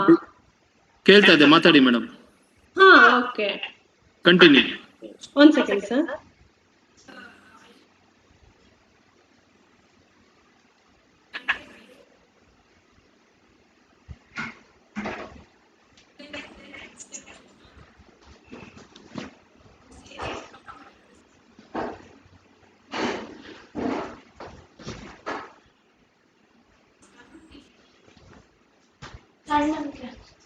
ಸೊ ಇಂಟರ್ನಲ್ ಅಸೆಸ್ಮೆಂಟ್ ಅಂದಾಗ 2.5.1 ಅಲ್ಲಿ ಸೊ ಇಲ್ಲಿ ತುಂಬಾ ಕಾಲೇಜ್ನವರು ಪೋರ್ಟಲ್ಗೆ ಇಂಟರ್ನಲ್ ಅಸೆಸ್ಮೆಂಟ್ ಮಾರ್ಕ್ಸ್ ಅನ್ನ ಫಿಲ್ ಮಾಡ್ತಾರೆ. ಫಿಲ್ ಮಾಡಾದ್ಮೇಲೆ ನಾವಿಲ್ಲಿ ಇಂಟರ್ನಲ್ ಅಸೆಸ್ಮೆಂಟ್ ಇಂದು ಲಿಸ್ಟ್ ಬೇಕು ಅಂದಾಗ ಅದರ ಲಿಸ್ಟ್ ಅನ್ನ ಕೊಡ್ತಾ ಇದ್ದಾರೆ. ಸೊ ಅದರ ಲಿಸ್ಟ್ ಅನ್ನ ಕೊಟ್ಟಾಗ ಅದಿಲ್ಲಿ ಕನ್ಸಿಡರ್ ಆಗೋದಿಲ್ಲ. ಅಂದ್ರೆ ನ್ಯಾಕ್ನವ್ರು ಅಸೆಸ್ ಮಾಡ್ತಾ ಇರೋದೇನು, ನಾವು ಏನು ಇಂಟರ್ನಲ್ ಅಸೆಸ್ಮೆಂಟ್ ಮಾಡ್ಸಿರ್ತೀವಿ ಆ ಇಂಟರ್ನಲ್ ಅಸೆಸ್ಮೆಂಟ್ ಮಾಡುವಂತಹ ಡೇಟ್ ಸ್ಟೂಡೆಂಟ್ಸ್ ಗೊತ್ತಾ ಅಂತ ತಿಳ್ಕೊಳ್ಳೋದಕ್ಕೆ ಸರ್ಕ್ಯುಲರ್ಸ್ ಗಳು ಮತ್ತೆ calendar of event. So second thing, so ಏನ್ ಇಂಟರ್ನಲ್ ಅಸೆಸ್ಮೆಂಟ್ ಮಾಡಿರ್ತೀವಿ ಅದು ಸ್ಟೂಡೆಂಟ್ಸ್ ಗೆ ಮಾರ್ಕ್ಸ್ ಎಷ್ಟು ಅಲಾಟ್ ಮಾಡಿರ್ತೀವಿ ಅದನ್ನು ಅವರಿಗೆ ಗೊತ್ತಾಗ್ಬೇಕು, ಅದ್ರ ಮುಂದೆ ಸಿಗ್ನೇಚರ್ ಹಾಕಿಸ್ಕೊಂಡಿರ್ಬೇಕು. ಸೊ ಅದಿಲ್ಲಿ ಇಂಪಾರ್ಟೆಂಟ್ ಆಗುತ್ತೆ. ಸೊ ಹಾಗೆ ನಿಮ್ಮ ಕಾಲೇಜಿನಲ್ಲಿ ನೀವು ಇಂಟರ್ನಲ್ ಅಸೆಸ್ಮೆಂಟ್ ಏನ್ ಮಾಡಿರ್ತೀರಿ ಅದಕ್ಕೆ ಏನು ಸ್ಟೂಡೆಂಟ್ಸ್ ಹತ್ರ ಮಾರ್ಕ್ಸ್ ಅವ್ರಿಗೆ ಗೊತ್ತಾಗೋದಕ್ಕೆ ಅಂತ ಡಾಕ್ಯುಮೆಂಟ್ ಏನ್ ಇಟ್ಟಿರ್ತೀರಿ ಅದು, ಮತ್ತೆ ಸ್ಟೂಡೆಂಟ್ಸ್ ಅದ್ರ ಮುಂದೆ ಸಿಗ್ನೇಚರ್ ಮಾಡಿದ್ರೆ ಅದು. ಸೊ ಹಾಗಾಗಿ ಸ್ಟೂಡೆಂಟ್ಸ್ ಇಂದು ಏನು programme wise consolidated IA marks ಗಳ ಲಿಸ್ಟ್ ಅನ್ನ ಕೊಡ್ಬೇಕಾಗಿರುತ್ತೆ. ಸೊ ಈ ರೀತಿ ನಲ್ಲಿ mechanism of internal assessment is transparent and robust ಅಂತ ಅಂತಾರೆ. ಇಲ್ಲಿ ಮುಖ್ಯವಾಗಿ ಬೇಕಾಗಿರೋದು ಇಂಟರ್ನಲ್ ಅಸೆಸ್ಮೆಂಟ್ ಟ್ರಾನ್ಸ್ಪರೆಂಟ್ ಆಗಿ ಇದೆಯಾ ಅಂತ. ಸೊ ಇದು ಡಾಕ್ಯುಮೆಂಟ್ಸ್ ಇಷ್ಟು ಒಂದ್ ಕಡೆನಲ್ಲಾದ್ರೆ, ಸೊ ಡಿಸ್ಕ್ರಿಪ್ಷನ್ ಅಲ್ಲಿ 500 ವರ್ಡ್ಸ್ ನಲ್ಲಿ ಯಾವ ರೀತಿ ಇಂಟರ್ನಲ್ ಅಸೆಸ್ಮೆಂಟ್ ಮಾಡ್ತೀರಿ, ಯಾವ ರೀತಿ ಟ್ರಾನ್ಸ್ಪರೆಂಟ್ ಆಗಿದೆ ಅದು. ಸೊ ಇಂಟರ್ನಲ್ ಅಸೆಸ್ಮೆಂಟ್ ಮಾರ್ಕ್ಸ್ ಮಾಡ್ಲಿಕ್ಕಿಂತ ಮುಂಚೆ ಯಾವ ರೀತಿನಲ್ಲಿ ನೀವು ಸ್ಟೂಡೆಂಟ್ಸ್ ಇಂಟಿಮೇಟ್ ಮಾಡ್ತೀರಿ, ಸೊ ಮಾಡಾದ್ಮೇಲೆ ಅವ್ರಿಗೆ ಎಷ್ಟು ಮಾರ್ಕ್ಸ್ ಬಂದಿದೆ ಅನ್ನೋದು ಗೊತ್ತಾಗುತ್ತೆ. ಅದಾದ ನಂತರ ಹೇಗೆ ನೀವು ಯೂನಿವರ್ಸಿಟಿ ಸಬ್ಮಿಟ್ ಮಾಡ್ತೀರಿ. ಸೊ ಅದಿಷ್ಟು ಇನ್ಫಾರ್ಮೇಶನ್ ಈ 500 ವರ್ಡ್ಸ್ ನಲ್ಲಿ ನೀವು ಇಲ್ಲಿ ರೈಟ್ ಅಪ್ ರೆಡಿ ಮಾಡ್ಬೇಕಾಗಿರುತ್ತೆ. ಸೊ ಈ ರೀತಿ ರೈಟ್ ಅಪ್ ಅನ್ನ ರೆಡಿ ಮಾಡಿದಾಗ 50 ವೇಟೇಜ್ ಅನ್ನ ಪಡ್ಕೊಬಹುದು. ನೆಕ್ಸ್ಟ್ 2.5.2. ಸೊ 2.5.2 ಈ ಹಿಂದಿನ 2.5.1 ಏನಿದೆ ಅದಕ್ಕೇನೆ ಸಂಬಂಧಪಟ್ಟಂತಹ ಒಂದು ಮೆಟ್ರಿಕ್ ಆಗಿರುತ್ತೆ. ಸೊ ಇದ್ರಲ್ಲಿ ಈ ಕೇಳಿರುವಂತದ್ದು ಏನು ಅಂತಂದ್ರೆ, mechanism to deal with internal examination related to the grievances is transparent, time bound and efficient. So ನೀವು ಇಂಟರ್ನಲ್ ಅಸೆಸ್ಮೆಂಟ್ ಮಾಡಿ ಸ್ಟೂಡೆಂಟ್ಸ್ ಗೆ ಮಾರ್ಕ್ಸ್ ಅಂತ ಹೇಳಿ ನೀವೇನ್ ಹಿಂದಿನ ಮೆಟ್ರಿಕ್ ನಲ್ಲಿ ರೆಡಿ ಮಾಡ್ಕೊಟ್ಟಿರ್ತೀರಿ. ಸೊ ಅದ್ರಲ್ಲಿ ಏನಾದ್ರು ನಿಮ್ಗೆ ಸ್ಟೂಡೆಂಟ್ಸ್ ಇಂದ ಏನಾದ್ರು ಗ್ರೀವಿಯನ್ಸ್ ಗಳು ಬಂದಿದ್ರೆ, ಸೊ ನೀವು ನನಗೆ ಇಷ್ಟು ಮಾರ್ಕ್ಸ್ ಬರ್ಬೇಕಿತ್ತು, ಇಷ್ಟು ಮಾರ್ಕ್ಸ್ ಬಂದಿಲ್ಲ, ಈ ರೀತಿನಲ್ಲಿ ಏನಾದ್ರು ಬಂದಿದ್ರೆ ಅದನ್ನ ನೀವು ಹೇಗೆ ರಿಸಾಲ್ವ್ ಮಾಡಿದೀರಿ ಅನ್ನೋದನ್ನ ಇದರಲ್ಲಿ ಚೆಕ್ ಮಾಡ್ತಾರೆ. ಇದು QLM ಮ್ಯಾಟ್ರಿಕ್ ಆಗಿರೋದ್ರಿಂದ 15 ವೇಟೇಜ್ ಆಗಿರೋದ್ರಿಂದ ಇಲ್ಲಿ 2 ರೀತಿ ಕೆಲಸವನ್ನ ಈ ಮ್ಯಾಟ್ರಿಕ್ ನಲ್ಲಿ ಮಾಡ್ಬೇಕಾಗಿರುತ್ತೆ. ಒಂದು ಡಾಕ್ಯುಮೆಂಟ್ ಅಂತಂದಾಗ ಸ್ಟೂಡೆಂಟ್ ಗ್ರೀವಿಯನ್ಸ್ ಸೆಲ್ ಇರ್ಬೇಕಾಗತ್ತೆ. ಸೊ ಆ ಸ್ಟೂಡೆಂಟ್ ಗ್ರೀವಿಯನ್ಸ್ ಸೆಲ್ ಅಲ್ಲಿ ಯಾರ್ಯಾರು ಆ ಕಮಿಟಿನಲ್ಲಿ ಮೆಂಬರ್ಸ್ ಇದ್ದಾರೆ, ಕನ್ವೇನರ್ ಯಾರು, ಮೆಂಬರ್ಸ್ ಯಾರು, ಅದ್ರದ್ದು ಡೀಟೇಲ್ಸ್ ಅನ್ನ ಇಟ್ಕೋಬೇಕಾಗಿರುತ್ತೆ. ಯಾರು ಕಮಿಟಿ ಮೆಂಬರು ಮತ್ತೆ ಯಾರದಕ್ಕೆ ಕನ್ವೇನರ್ ಆಗಿದ್ದಾರೆ ಅದು ಪ್ರಿನ್ಸಿಪಲ್ ಇಂದ ಸೈನ್ ಸೀಲ್ ಆಗಿ ಇರ್ಬೇಕಾಗಿರುತ್ತೆ. ಒಂದು ಡಾಕ್ಯುಮೆಂಟ್. ಎರಡನೇದು ಏನ್ ಡಾಕ್ಯುಮೆಂಟ್ಸ್ ಗಳು ಗ್ರೀವಿಯನ್ಸ್ ಬಂದಾಗ ಅದನ್ನ ಹೇಗೆ ಸಾಲ್ವ್ ಮಾಡಿದ್ದಾರೆ ಅನ್ನೋದಕ್ಕೆ ಡಾಕ್ಯುಮೆಂಟ್ಸ್ ಏನಿದೆ ಅಂತ. ನೀವು ರಿಜಿಸ್ಟರ್ ಮೇಂಟೈನ್ ಮಾಡಿರ್ಬೋದು ಅಥವಾ ನಿಮ್ಮ ಇದ್ರಲ್ಲಿ ವೆಬ್ಸೈಟ್ ನಲ್ಲಿ ನೀವು ಅದಕ್ಕೆ ರಿಪೇರಿ ರೈಸ್ ಮಾಡೋದಕ್ಕೆ ಒಂದು ಟೈಮ್ ಕೊಟ್ಬಿಟ್ಟು ಅದ್ರಲ್ಲಿ ಏನ್ ಬರುತ್ತೆ ಪ್ರಾಬ್ಲಮ್ ಸಜೆಷನ್ಸ್ ಅದನ್ನ ತಗೊಂಡು ಅದನ್ನ ಕರೆಕ್ಷನ್ ಮಾಡಿರ್ಬೋದು. ಯಾವ ತರನಾದ್ರೂ ನೀವು ಮಾಡಿರ್ಬೋದು. ಅದಕ್ಕೆ ಏನು ಡಾಕ್ಯುಮೆಂಟ್ ಅನ್ನ ಇಟ್ಟಿದ್ದೀರಿ ಆ ಡಾಕ್ಯುಮೆಂಟ್ ಅನ್ನ ನೀವು ಇಲ್ಲಿ ತೋರಿಸ್ಬೇಕಾಗುತ್ತೆ. ಅಥವಾ ಸ್ಟೂಡೆಂಟ್ಸ್ ಲೆಟರ್ ಬರ್ದು ಕೊಟ್ಟಿರ್ತಾರೆ ಪ್ರಿನ್ಸಿಪಲ್ಗೆ, ನಾನು ಇಂಥ ಕಾರಣಕ್ಕೆ ನಾನು IA ಮಾರ್ಕ್ಸ್ ಅಟೆಂಡ್ ಮಾಡಿದ್ದೆ, ಬಟ್ ಇಷ್ಟು ಹೀಗಾಗಿದೆ ಇದ್ರಲ್ಲಿ ಪ್ರಾಬ್ಲಮ್, ಸೊ ಇದನ್ನ ಸರಿ ಮಾಡ್ಕೊಳ್ಳಿ ಅಂತ ಹೇಳಿ ಅವ್ರೇನಾದ್ರು ಕೊಟ್ಟಿರಬಹುದು. ಸೊ ಅದನ್ನ ನೀವು ಸಾಲ್ವ್ ಮಾಡಿದ್ದೀರಿ ಹೇಗೆ ಅನ್ನುವಂಥದ್ದನ್ನ ನೀವು ನೋಡ್ತಾರೆ. ಸೊ ಹಾಗಾಗಿ ಇಲ್ಲಿ ರೈಟ್ ಅಪ್ ರೆಡಿ ಮಾಡುವಂತ ಸಮಯದಲ್ಲಿ ಕಮಿಟಿ ಹೇಗೆ ವರ್ಕ್ ಆಗ್ತಾ ಇದೆ, ಸ್ಟೂಡೆಂಟ್ಸ್ ಯಾವ ರೀತಿನಲ್ಲಿ ನಿಮ್ಮ ಹತ್ರ ಸಮಸ್ಯೆಯನ್ನ ಬಂದು ಹೇಳ್ತಾರೆ, ಸೊ ಆ ಸಮಸ್ಯೆಯನ್ನ ನೀವು ಯಾವ ರೀತಿನಲ್ಲಿ ಸಾಲ್ವ್ ಮಾಡ್ತೀರಿ. ಸೊ ಇದಿಷ್ಟನ್ನು 500 ವರ್ಡ್ಸ್ ನಲ್ಲಿ ನೀವು ರೆಡಿ ಮಾಡ್ಬೇಕಾಗಿರುತ್ತೆ. ಇದು 2.5.2. ಸೊ 2.5.1 ಮತ್ತೆ 2.5.2 ಎರಡೂ ಸಹ 2.5 ನಲ್ಲಿ ಇರುವಂತಹ ಕೀ ಇಂಡಿಕೇಟರ್ ನಿಮ್ಮ ಕಾಲೇಜಿನಲ್ಲಿ ಇಂಟರ್ನಲ್ ಅಸೆಸ್ಮೆಂಟ್ ಎಷ್ಟು ಟ್ರಾನ್ಸ್ಪರೆಂಟ್ ಆಗಿದೆ, ಅದರಲ್ಲಿ ಸಮಸ್ಯೆ ಬಂದ್ರೆ ಅದನ್ನ ಹೇಗೆ ಸಾಲ್ವ್ ಮಾಡ್ತೀರಿ ಅನ್ನೋದನ್ನ ನೋಡ್ತಾರೆ. ನೆಕ್ಸ್ಟ್ ಕೀ ಇಂಡಿಕೇಟರ್ ಬಂದ್ಬಿಟ್ಟು 2.6. ಸೊ 2.6 ಬಂದು student performance and learning outcome. ಇದು 60 ವೈಟೇಜ್ ಇದೆ. ಸೊ ಇದ್ರಲ್ಲಿ ಸಹ 2 ಮ್ಯಾಟ್ರಿಕ್ ಗಳಿದ್ದಾವೆ. ಸೊ ಅದರಲ್ಲಿ ಮುಖ್ಯವಾಗಿ ಮೊದಲು ಒಂದು 2.6.1. ಸೊ ಇದು teachers and students are aware of the stated program and course outcome of the programs offered by the institution. So ಇದು QLM ಮೆಟ್ರಿಕ್ ಆಗಿರುತ್ತೆ. ಇದಕ್ಕೆ 15 ವೈಟೇಜ್ ಇದೆ. ಸೊ ಇದರಲ್ಲಿ ಮುಖ್ಯವಾಗಿ 3 ಅಂಶವನ್ನ ಗಮನಿಸಬೇಕಾಗಿರುತ್ತೆ. ಒಂದು ಪ್ರೋಗ್ರಾಮ್ ಔಟ್ಕಮ್, ಕೋರ್ಸ್ ಔಟ್ಕಮ್ ಮತ್ತೆ ಪ್ರೋಗ್ರಾಮ್ ಸ್ಪೆಸಿಫಿಕ್ ಔಟ್ಕಮ್ ಮಾಡಿರುವಂತದ್ದು. ಎರಡನೇದು programme outcome, programme specific outcome ಮತ್ತೆ ಕೋರ್ಸ್ ಔಟ್ಕಮ್ ಅನ್ನ ನಿಮ್ಮ ವೆಬ್ಸೈಟ್ ನಲ್ಲಿ ನೀವು ಅಥವಾ ಸ್ಟೂಡೆಂಟ್ಸ್ ಗೆ ಯಾವ ರೀತಿ ಅವೇರ್ ಮಾಡ್ತಿದ್ದೀರಿ ಅಂತ ಅನ್ನೋದು. ಮೂರನೇದು ಈ ಪ್ರೋಗ್ರಾಮ್ PAO, PSO ಮತ್ತೆ CO ಗೆ ಸಂಬಂಧಪಟ್ಟಂತಹ ಡಾಕ್ಯುಮೆಂಟ್ಸ್ ಅನ್ನ ನೀವು ಯಾವ ರೀತಿನಲ್ಲಿ ಮೇಂಟೈನ್ ಮಾಡಿದ್ದೀರಿ ಅನ್ನೋದಕ್ಕೆ ಸಂಬಂಧಪಟ್ಟಂತಹ 3 ಇನ್ಫಾರ್ಮೇಶನ್ ನೋಡ್ಬೇಕಾಗುತ್ತೆ. ಅದರಲ್ಲಿ ಮೊದಲನೇ ಒಂದು, ನೀವು ಆಲ್ರೆಡಿ ತುಂಬಾ ಸತಿ ನೀವು ನಮ್ಮ ಇದು ವರ್ಕ್ಶಾಪ್ಸ್ ಗಳಲ್ಲೇ ನಾವು ತಿಳಿಸಿದೀವಿ program outcome, program course outcome ಮತ್ತೆ ಪ್ರೋಗ್ರಾಮ್ ಸ್ಪೆಸಿಫಿಕ್ ಔಟ್ಕಮ್. ಬಟ್ ಆದ್ರೂ ಇವಾಗ ಒಂದ್ಸತಿ ಅದನ್ನ ರೀಕಾಲ್ ಮಾಡ್ಕೊಳ್ಳೋಣ. ಸೊ ಪ್ರೋಗ್ರಾಮ್ ಔಟ್ಕಮ್ ಅಂತಂದಾಗ, ಪ್ರೋಗ್ರಾಮ್ ಔಟ್ಕಮ್ ಅಲ್ಲಿ ನಾವು ಪ್ರೋಗ್ರಾಮ್ ಅಂದಾಗ 2 ರೀತಿ ಪ್ರೋಗ್ರಾಮ್ಸ್ ನ ನೋಡ್ತೀವಿ. ಒಂದು single programme, so BA, BSc, BBM, BSW, so ಈ ರೀತಿಯದ್ದೆಲ್ಲದು ಸಹ BCom. So BCom, BBM, BSW ಈ ತರದ್ದೆಲ್ಲ ಸಿಂಗಲ್ ಪ್ರೋಗ್ರಾಮ್, ಅದ್ರಲ್ಲಿ ಒಂದೇ ಪ್ರೋಗ್ರಾಮ್ ಇರುತ್ತೆ.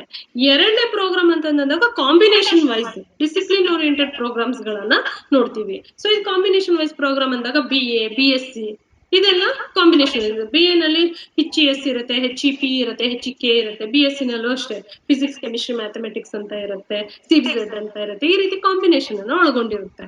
ಸೊ ಇಲ್ಲಿ ಪ್ರೋಗ್ರಾಮ್ ಔಟ್ಕಮ್ ಅಂತಂದಾಗ ಇಲ್ಲಿ ಒಂದು ನಾವು ಕಾಂಬಿನೇಷನ್ ವೈಸ್ ಪ್ರೋಗ್ರಾಮ್ ಔಟ್ಕಮ್ ಅಂತಂದ್ರೆ, ಫಾರ್ ಎಕ್ಸಾಂಪಲ್ BA ಓದಂತ ಅವನಿಗೆ ಅವನು BA ಕೋರ್ಸ್ ಅನ್ನು, BA ಒಂದು ಪ್ರೋಗ್ರಾಮ್ ಅನ್ನ ಮುಗಿಸಿದಾಗ ಆ ಒಂದು ಸ್ಟೂಡೆಂಟ್ಸ್ ಯಾವ ರೀತಿಯ ಸ್ಕಿಲ್, ನಾಲೆಡ್ಜ್ ಮತ್ತೆ ಅದರಲ್ಲಿರುವಂತಹ ಆಟ್ರಿಬ್ಯೂಟ್ಸ್ ಗಳನ್ನ ಏನೇನನ್ನ ಪಡ್ಕೊಂತಾನೆ, ಅವನು ಕೆಲಸಕ್ಕೆ ಹೋಗಬಹುದು, ಅದರಿಂದ ಏನ್ ಅರ್ಥ ಮಾಡ್ಕೊಂತಾನೆ ಅಂತ ಹೇಳಿ ಪ್ರೋಗ್ರಾಮ್ ಔಟ್ಕಮ್ ಆಗಿರುತ್ತೆ. ಸೊ BA ಓದಿರೋ ಸ್ಟೂಡೆಂಟ್ಸ್ ಇಂತಿಂತ ಕೆಲಸ ಮಾಡ್ಬೋದು, ಇಂತಿಂತ ನಾಲೆಡ್ಜ್ ಅವನಿಗೆ ಬರುತ್ತೆ ಅಂತ ನೀವು ಒಂದು ಸ್ಟೇಟ್ಮೆಂಟ್ ಅನ್ನ ರೆಡಿ ಮಾಡ್ತೀರಿ.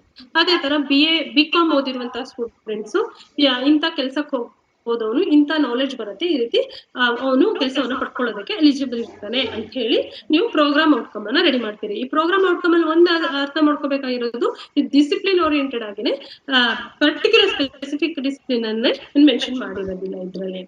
ಅದೇ ತರ ಪ್ರೋಗ್ರಾಮ್ ಸ್ಪೆಸಿಫಿಕ್ ಔಟ್ಕಮ್, ನಾನು ಅವಾಗಲೇ ಹೇಳ್ದಂಗೆ ಪ್ರೋಗ್ರಾಮ್ ಸಿಂಗಲ್ ಪ್ರೋಗ್ರಾಮೇ ಬೇರೆ, ಕಾಂಬಿನೇಷನ್ ಪ್ರೋಗ್ರಾಮ್ ಅಂತಾನೆ 2 ರೀತಿ ನೋಡ್ತೀವಿ ಅಂತ ಹೇಳಿ.